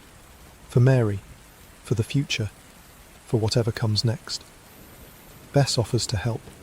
She says her cottage is too quiet now, too full of ghosts. She needs something to do, something to keep her hands busy and her mind occupied. You accept her offer gratefully. Together, you start preparing the fields, clearing the dead growth from last year, turning the soil, getting ready for a planting season that will look nothing like any that came before. Mary watches you work. Sometimes she tries to help, carrying small buckets of water or pulling weeds that are taller than she is. She doesn't understand why her father and Bess are working so hard. She doesn't understand the importance of the harvest, the difference between having food and not having food. But she's learning. Every day, she's learning. The first green shoots appear in late March, tiny and fragile, pushing up through the brown earth. You kneel in the field and look at them, and feel something you haven't felt in a very long time. Hope. Real hope. The kind that isn't just the absence of despair, but something positive and growing. Life goes on. That's what you're learning. Even after the worst thing imaginable happens, even after the world ends, life goes on. The seasons turn. The crops grow. Children play and laugh and ask questions about everything. People fall in love and have babies and build new lives from the ashes of the old. You think about Agnes. You think about her every day, actually. but the thoughts are changing. They used to be sharp and painful, like a knife in your chest. Now, they're softer, gentler. You remember her smile, her laugh, the way she used to hum while she worked, the way she looked at Mary with such fierce, protective love. She would want you to be happy. You know that. She would want you to keep living, not just surviving. To find joy where you can, even in a world that has been broken and remade. You're not there yet, but maybe someday. Maybe. The nights are getting shorter now, warmer. You can sit outside after dark without shivering, watching the stars emerge one by one in the deepening sky. Mary falls asleep earlier, tired from her adventures, and you have a few quiet hours to yourself. You use them to think, to plan, to imagine what the future might hold. It's not a habit you had before the plague. Back then, you knew what your life would look like. Work the land, raise your children, grow old, die. The same pattern your father followed, and his father before him. No surprises, no changes, no need to think about tomorrow, because tomorrow would be just like today. Now, everything is uncertain. Everything is possible. The old rules don't apply anymore. The old limits have been lifted. You can stay in this village, or you can leave. You can work this land, or you can find something else. You can be whoever you want to be, because the world that told you who you had to be is gone. It's terrifying. It's exhilarating. It's both at once. Mary stirs in her sleep, and you go inside to check on her. She's fine, just dreaming. You smooth the hair back from her forehead and whisper that you love her, that everything is going to be okay. You're not sure if that's true, but you want to believe it, and maybe wanting to believe is enough. Outside, the spring night is full of sounds. Crickets starting up, frogs in the pond, an owl hunting somewhere in the darkness. Normal sounds, living sounds, the world coming back to life after a long, terrible winter. You lie down beside your daughter and close your eyes. Tomorrow there will be work to do, fields to tend, a life to build. But tonight, you rest. Tonight, you let yourself believe that the worst is behind you. And for the first time in months, you sleep without dreaming of the dead. Summer comes slowly to a world that has been through so much. The days grow long and warm. The fields that you and Bess planted in spring are thick with green now, the wheat and barley rising toward the sun. It looks like it's going to be a good harvest, not as good as it would have been if you'd planted all the fields, if there had been enough people to work them, but good enough. Enough to get you through another year. Mary spends her days outside, playing in the sunshine. She's grown since winter, taller, stronger. Her cheeks have filled out again now that food is more plentiful. She runs through the village with energy you'd forgotten children could have, chasing butterflies and picking wildflowers, and asking questions about everything she sees. Why is the sky blue? Where do clouds come from? What makes the wheat grow? Why do chickens lay eggs? You answer as best you can, though half the time you're making things up because you don't actually know. Mary doesn't seem to mind. She just likes having someone to ask. Bess has become a fixture in your life. Not in a romantic way, not yet, though you've noticed the other survivors giving you knowing looks. She's just there, helping with the work, sharing meals, keeping Mary company when you need to be in the fields. She lost her family too, and working together seems to help both of you. It fills the silence. It makes the days feel less empty. Sometimes you catch yourself watching her, the way she moves, efficient and practical, the way she talks to Mary, patient and kind, the way she laughs at something your daughter says, a real laugh that you haven't heard from anyone in months. Agnes would have liked her. You think about that sometimes. Agnes would have wanted you to have help, to have company, to not face all this alone. She would have approved of Bess. But you're not ready for anything more than friendship. Maybe you never will be. The wound of losing Agnes is still there. Even if it's not bleeding anymore, you carry it with you like a stone in your pocket. a weight that never quite goes away. New people arrive in June, 3 families from a village to the north. Their village was hit even harder than yours, they say. Only a handful of survivors, not enough to make a community. So they left, packed up what little they had and walked south, looking for somewhere better, somewhere with land that needed working and people who would take them in. You watch them approach from the fields, a man and woman with 2 children, an old woman who walks with a limp, a young man travelling alone, his face weathered and tired. They stand at the edge of the village, uncertain, waiting to see if they're welcome. Part of you wants to turn them away.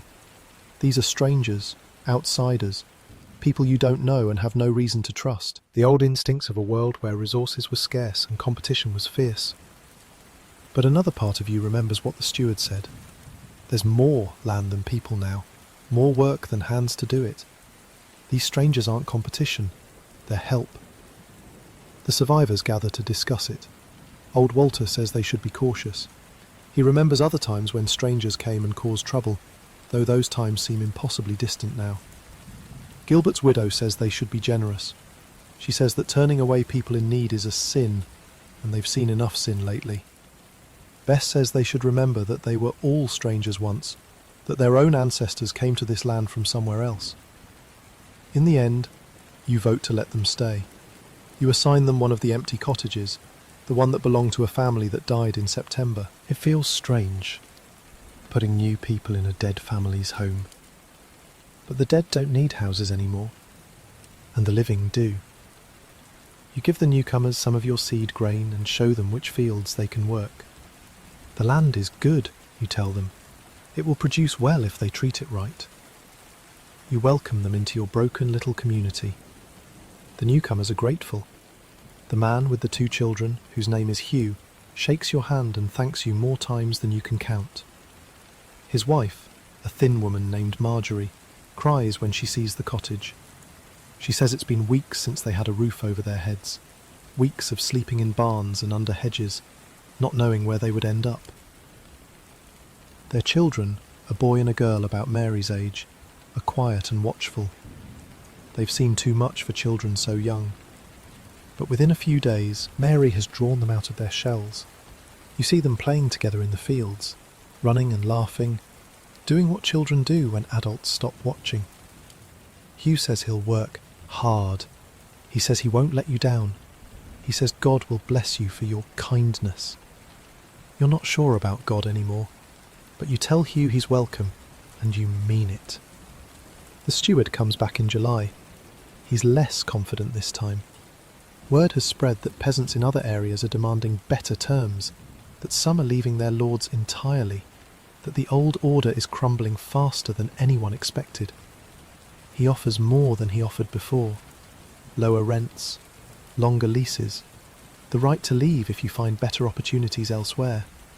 Things that your father would have considered impossible dreams. You and the other survivors negotiate. It feels strange, this back and forth with someone who represents the Lord. Strange to have opinions that matter, to make demands that are taken seriously. But you do it anyway. You push for more, and you get some of it. Not all, but enough. By the time the steward leaves, you have terms that would have seemed like fantasy a year ago.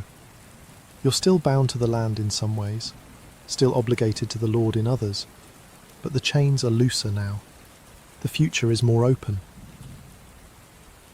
August brings the harvest. You work from dawn until dark, cutting the wheat and binding it into sheaves. The scythe swings in a rhythm that your body remembers even when your mind wanders. Back and forth, back and forth. The golden stalks falling in neat rows. The smell of cut grain fills the air, sweet and dusty, mixing with the smell of your own sweat. Hugh works beside you, and his oldest son, who's maybe 12. The boy is strong for his age, eager to prove himself useful. Bess works too, gathering what you cut, stacking it in the cart. Even the old woman who came with the newcomers, whose name is Joan, helps where she can, sorting the good grain from the bad. Mary tries to help, but she's too small for the real work. so she brings water instead, toddling through the stubble with a wooden cup that she refills at the stream. She takes her job seriously, delivering water to each worker with a solemn expression, like she's doing the most important task in the world. Maybe she is. It's hard work, back-breaking work. Your hands blister, then callous over. Your back aches from bending. The sun beats down and the sweat runs into your eyes, and your muscles burn with the effort of swinging the scythe hour after hour. But it's good work too, productive work, the kind of work that leaves you so exhausted at the end of the day that you fall asleep the moment you lie down, and the kind of work that means something. The harvest is smaller than it would have been before the plague. Of course it is. There are fewer fields planted, fewer hands to tend them, but it's still a harvest, still food that will get you through the winter, still proof that life goes on, that the world keeps turning, that survival is possible even after the worst happens.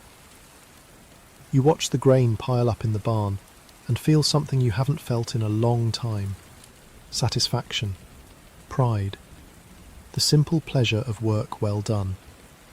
When the last sheaf comes in, you do something your village has always done. You save a small bundle of wheat and tie it into the shape of a woman.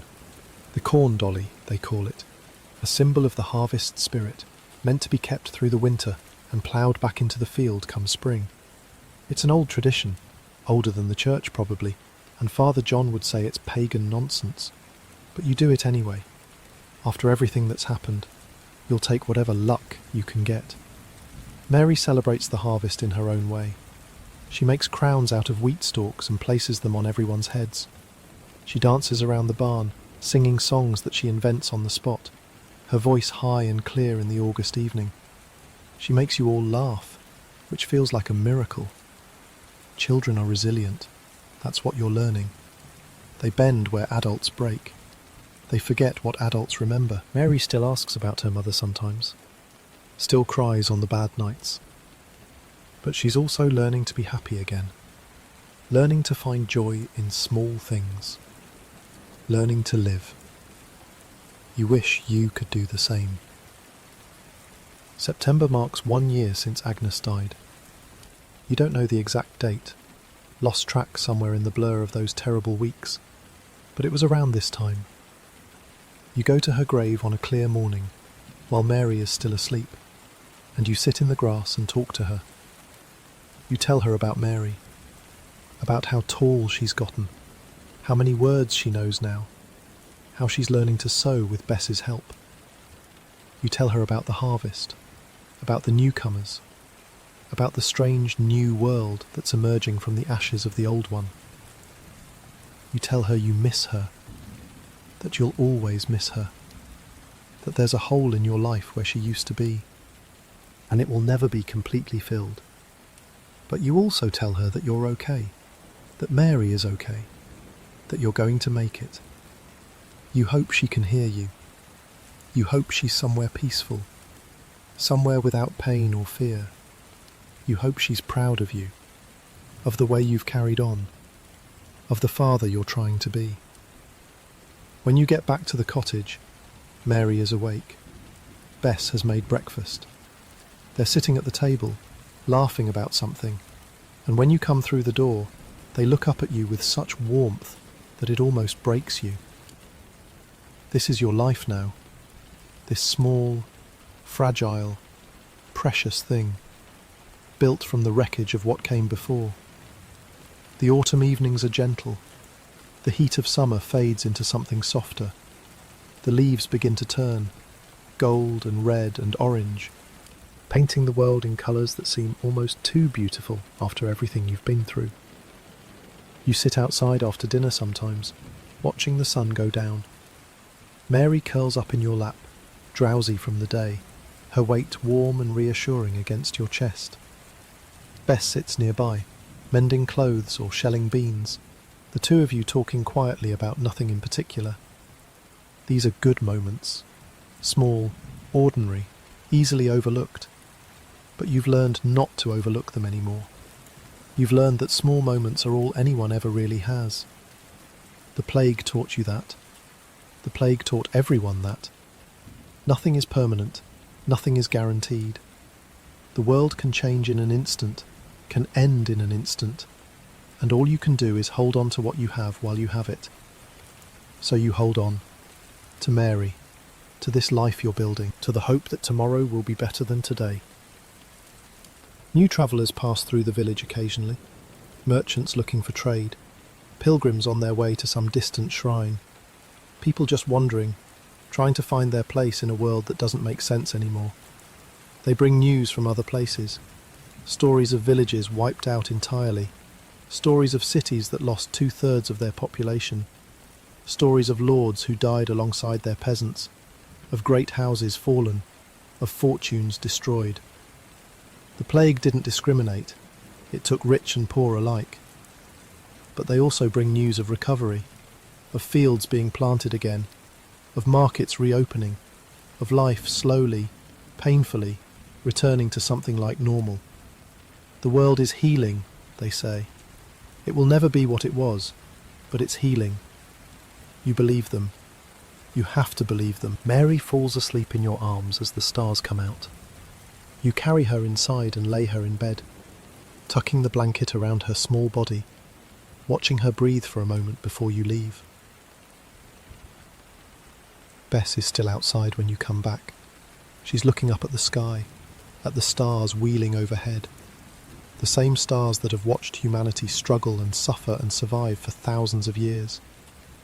She says something about how strange it is, that the stars don't change, that everything down here can fall apart, everyone can die, and the stars just keep shining. They don't care about plagues or death or grief. They're just there. You tell her maybe that's comforting. Maybe it's nice to know that some things are permanent, even if we're not. She laughs softly, says you sound like a philosopher. You say you're just a farmer who thinks too much. She says that's not a bad thing to be. You sit together in comfortable silence, watching the night deepen. The sounds of autumn surround you. Crickets, wind in the trees, the distant bark of a dog from Hugh's cottage, where his children have adopted a stray that wandered in last week. Normal sounds, peaceful sounds, the sounds of a world that's still alive, still turning, still worth living in.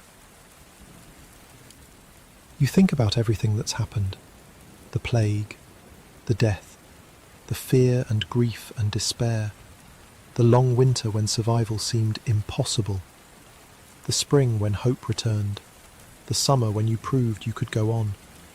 It's been a year, a whole year since the sickness arrived, a whole year since your world ended and began again. You're tired, not just physically, though your body aches from the harvest, tired in your soul, tired from carrying so much for so long, tired from holding everything together when everything wanted to fall apart. But it's a different kind of tired now, a peaceful tired, the tiredness of someone who has done what needed to be done and can finally rest. Tomorrow will bring more work, more challenges, more of the endless struggle to survive in a world that offers no guarantees. But tomorrow is tomorrow. Tonight, you can just be here, just breathe, just exist. Bess says goodnight and goes to her cottage. You stay outside a little longer, letting the cool air wash over you, letting the quiet settle into your bones. Then you go inside. You check on Mary, still sleeping peacefully. You lie down in your bed, the same bed you shared with Agnes, the bed that holds so many memories. You close your eyes. The sounds of night filter through the walls, gentle sounds, safe sounds. And slowly, gently, sleep takes you. Years pass. They have a way of doing that. It's 1353 now, 5 years since the plague first arrived, 5 years since the world you knew came apart, and something else took its place. Mary is 9 years old. She's tall for her age, with her mother's grey eyes and your stubborn chin. She can read a little, taught by a travelling friar who passed through last spring. She can sew better than you never could, taught by Bess, who is patient with her in ways you never learned to be. She can work the fields alongside you now, not just bringing water but actually helping with the planting and the weeding and the harvest. She doesn't remember much about the plague years. She was too young. Sometimes she asks about her mother, and you tell her stories. The way Agnes laughed, the songs she used to sing while she worked, the way she could make anything grow, could coax life out of the most stubborn soil. Mary listens with that serious expression of hers, trying to hold on to someone she barely knew. You've told her about the plague too. Not everything, not the worst parts, but enough that she understands what happened, why so many cottages in the village are still empty, why there are so few old people around, why the world she's growing up in is so different from the one you grew up in. She asked once why God let it happen. You didn't have an answer. You still don't. Some questions don't have answers, or at least not answers that make any sense. You told her that, and she nodded like she understood, though she probably didn't. Maybe nobody does. Bess became your wife 2 years ago. It happened slowly, naturally. The way things happen when two people are thrown together by circumstance and find they fit. You didn't fall in love the way you fell in love with Agnes, all at once, like stepping off a cliff. It was more like a tide coming in, gradual, inevitable. One day you woke up and realised that she was part of your life in a way that went beyond friendship, beyond convenience. And when you asked her to marry you, she said yes, like she'd been waiting for you to ask. The wedding was small, just the village gathered in the churchyard. No priest, because there still isn't one. Just words spoken under the open sky, and witnessed by everyone who survived. Mary was there, holding flowers she'd picked herself, looking both happy and sad at the same time. You understood that feeling. You felt it too. Bess is a good wife, a good mother to Mary, in the way that a stepmother can be. She doesn't try to replace Agnes. She knows better than that. She just fills the spaces that need filling, offers the help that needs offering, and loves your daughter in her own quiet way. You're not the same person you were before the plague. Nobody is. Something changed in you during those terrible months. Something fundamental. You're harder now in some ways, more practical, less willing to trust in things you can't see or touch. The easy faith of your youth, the assumption that God had a plan and everything happened for a reason, that's gone. It died with Agnes. It died with Father Edmund. It died with all the people you watched suffer and pray and die anyway. But you're also gentler in other ways, more aware of how precious everything is, more grateful for the small things. A warm meal, a clear morning, your daughter's laughter. These used to be background noise, things you took for granted because they were always there. Now you notice them. Now you hold on to them. The village has grown a little since those first dark years. New families have arrived, drawn by the promise of empty land and better terms. There are maybe 40 people here now. Not as many as before, not even half. But enough to feel like a community again. Enough to have arguments and celebrations and all the small dramas that make up human life. The church has a new priest, a young man named Father John, sent by the bishop last year, fresh from his training and full of nervous energy. He preaches about sin and redemption, about the plague being a lesson from God, about the importance of faith in dark times. The older survivors listen politely and say nothing. They've seen things that Father John can only imagine. They've learned lessons he's never had to learn. But the children listen with wide eyes. The newcomers listen with genuine attention. And maybe that's enough. Maybe faith is for the people who haven't had it broken yet, and the rest of us just pretend for their sake. The world beyond your village has changed too. Word comes through travellers and merchants, stories from the cities and the great estates. Everywhere, the same pattern. Too few workers, too much land. Lords competing for labourers, offering better wages, better conditions. Peasants leaving their villages and finding work elsewhere. something that would have been unthinkable before the plague. The old order, the rigid hierarchy that kept everyone in their place for generations, is cracking and crumbling and falling apart. Some lords are trying to fight it. The king passed a law a few years back, something called the Statute of Labourers, trying to freeze wages at what they were before the plague, trying to force peasants to stay where they were born, to accept the old terms, to pretend that nothing had changed. It's not working. The law exists, but nobody can enforce it. There aren't enough officials, enough courts, enough prisons, and the peasants know their power now. They know that their labour is valuable, that lords need them more than they need lords. They're not going back to the old ways. Not ever.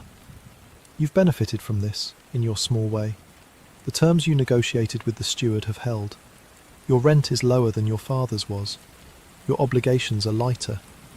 You have freedoms that your grandfather would have considered impossible dreams. A peasant who can leave his land if he wants to. A peasant who can negotiate his own terms. A peasant who matters. It doesn't make up for everything you lost. Nothing could make up for that. But it's something. It's a future that looks different from the past. And sometimes, different is enough. The autumn evening is cool and quiet. You're sitting outside your cottage, watching the sun go down. The sky is painted in oranges and reds, the trees dark silhouettes against the fading light. Somewhere in the village, someone is playing a pipe, a simple tune that drifts through the air like smoke. Mary is inside with Bess, helping with dinner. You can hear them talking, the low murmur of voices, the occasional laugh. Normal sounds, family sounds, the sounds of a life that you built from nothing, from ashes and grief and stubborn refusal to give up.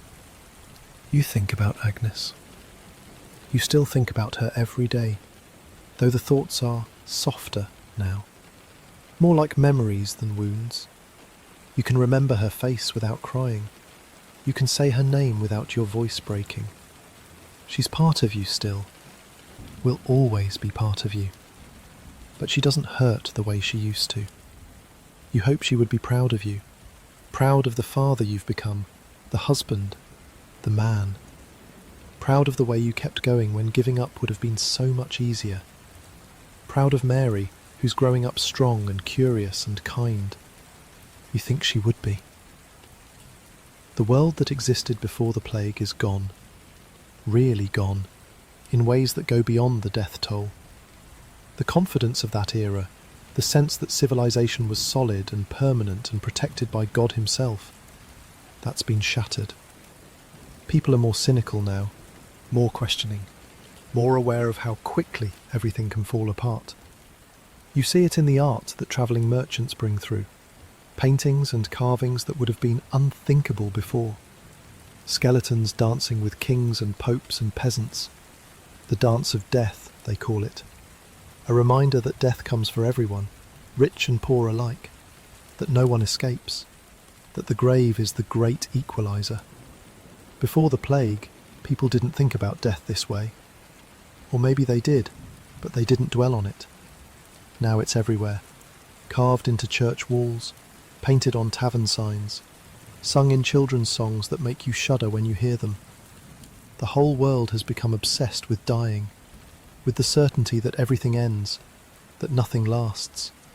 It's morbid, it's disturbing, but maybe it's also honest. Maybe pretending death doesn't exist was the real sickness, and the plague just forced everyone to see what was always true. But something new is growing in its place, something harder and more resilient, a world where the old rules don't apply anymore, where people have to make their own meaning instead of accepting the one they were given. It's not a better world exactly, it's just different, changed by the fire that passed through it. You've seen death, real death, on a scale that nobody should ever have to see. You've held your wife while she died. You've buried friends and neighbours, and the priest who baptised your daughter. You've watched your community dissolve and rebuild and become something new. You've survived things that killed half the people around you, and you still don't know why. Maybe there is no why. Maybe that's the lesson. Maybe the plague wasn't a punishment or a test or a sign from God. Maybe it was just something that happened, terrible and meaningless, and the only meaning comes from what the survivors do with the time they have left. You're using your time to raise your daughter, to work your land, to love your wife, to be a good neighbour in a community that needs good neighbours. Small things, ordinary things, the kind of things that don't make it into history books or songs or stories. But maybe that's enough. Maybe the ordinary is enough. Maybe just living, just surviving, just being here when so many aren't. Maybe that's the whole point. The sun has set now. The stars are coming out, one by one. The same stars that have watched over humanity since the beginning of time. The same stars that watched the plague arrive and spread and kill, and eventually, finally, fade away. They don't care about human suffering. They don't care about anything.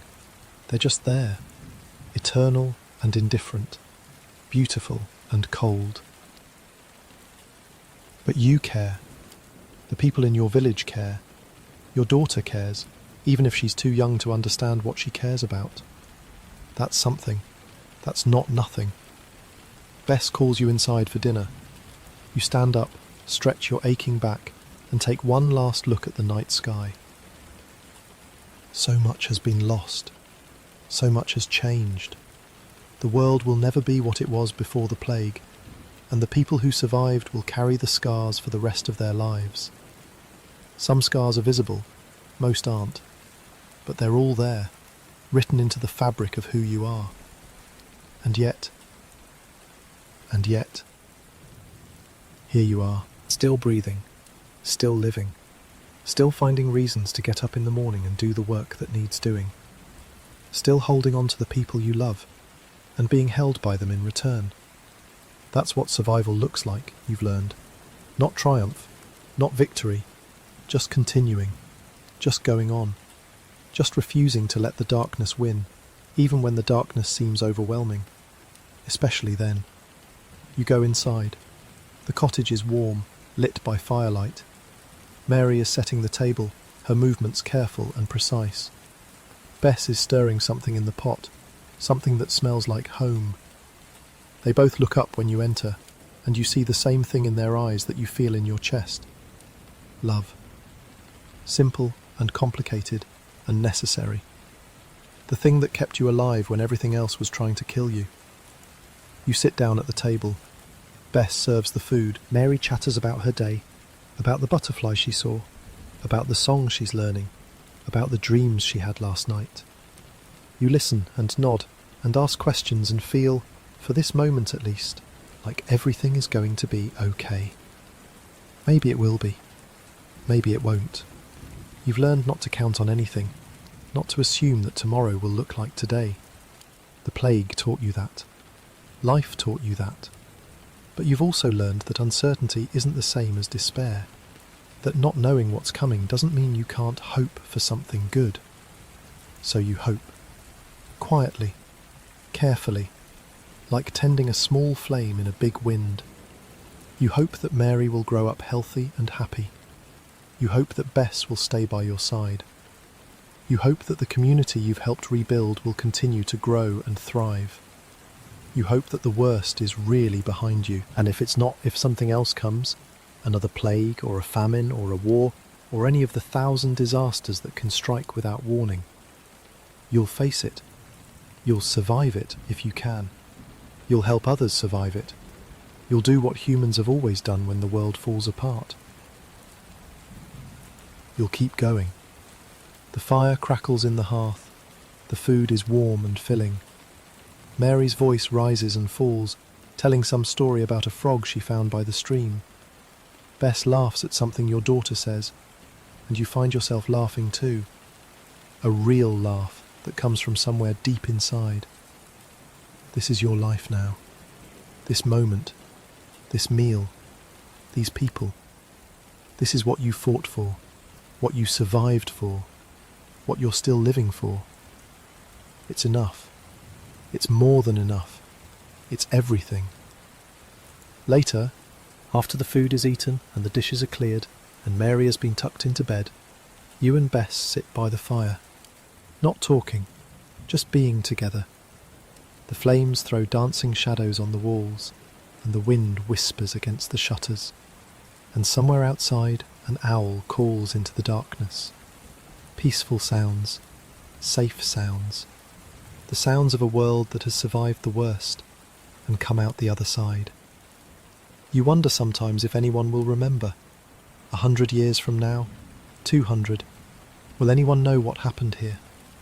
Will they know about the plague, about the death, about the people who lived and died in this small village?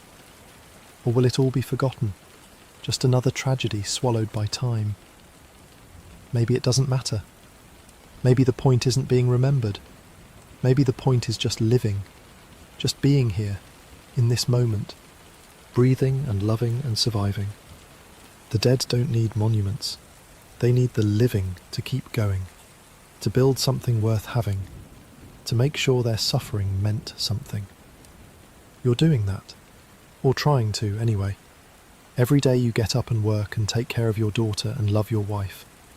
You're doing that. Every ordinary moment is a victory. Every peaceful night is a gift. The fire burns lower. Bess yawns and says she's going to bed. You tell her you'll be there soon. She kisses your forehead and disappears into the darkness of the back room, and you're alone with the embers and your thoughts. You think about the future. Not your future, but the distant future. Hundreds of years from now. Will people remember what happened here?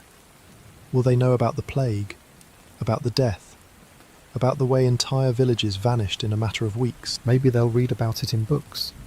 Maybe they'll think of it as ancient history, something that happened long ago to people very different from themselves.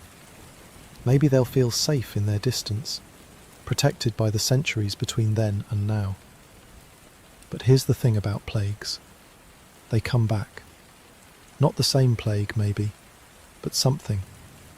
Disease doesn't care about progress or knowledge or all the things people build to feel safe. It just waits. And when the conditions are right, it returns. Someday, far in the future, people will face something like what you faced. Not the same, but similar enough. The fear, the isolation, the uncertainty, the terrible question of who will live and who will die. And when that day comes, maybe they'll think of you. Maybe they'll remember that people survived this before, that the world ended, and then it didn't, that even the worst disasters eventually pass, and the survivors carry on, building new lives from the ruins of the old. Maybe that's the real lesson. Not that bad things happen, everyone knows that, but that people endure, that they find ways to keep going even when everything falls apart, that survival is written into the human heart, deeper than fear, deeper than grief, deeper than anything. You hope they remember that, whoever they are, wherever they are, whenever they live. You hope they know they're not alone, that others have walked this path before them, that the darkness always ends, eventually, and the light always comes back. Tomorrow will bring more work, more challenges, more of the endless business of being alive. But tonight, right now, you can rest. You can let go of the weight you've been carrying for so long. You can close your eyes and trust that the world will still be there when you open them again. That's what the plague taught you, in the end. To hold on to what matters, to let go of what doesn't, to be grateful for every ordinary day, every simple meal, every moment of peace in a world that offers no guarantees. You stand up, you bank the fire for the night, you check on Mary one last time, watching her small chest rise and fall, listening to her soft breathing. She's dreaming about something. You hope it's something good. Then you go to bed. The sheets are cool against your skin, but they warm quickly. Bess shifts beside you, already half asleep, and you curve your body around hers, finding the comfortable position you've found 1,000 times before. The cottage is quiet. The village is quiet. The whole world seems quiet, holding its breath, waiting for whatever comes next. You close your eyes. You've survived the plague. You've buried your wife and rebuilt your life, and raised your daughter and found love again. You've seen the worst that humanity can face, and you've come through it. Not unchanged, not unscathed, but alive. Still here, still breathing, still human. And now, after everything, after all the fear and the grief and the long, hard work of survival, you can finally rest. The darkness wraps around you like a blanket. Your breathing slows. Your thoughts drift and fade, carried away on the current of sleep. Somewhere outside, the stars keep their silent watch. The seasons will turn, the years will pass. The world will change in ways you can't imagine, can't predict, can't control. But that's tomorrow's problem. That's the future's burden to bear. Tonight, you sleep. Tonight, you dream.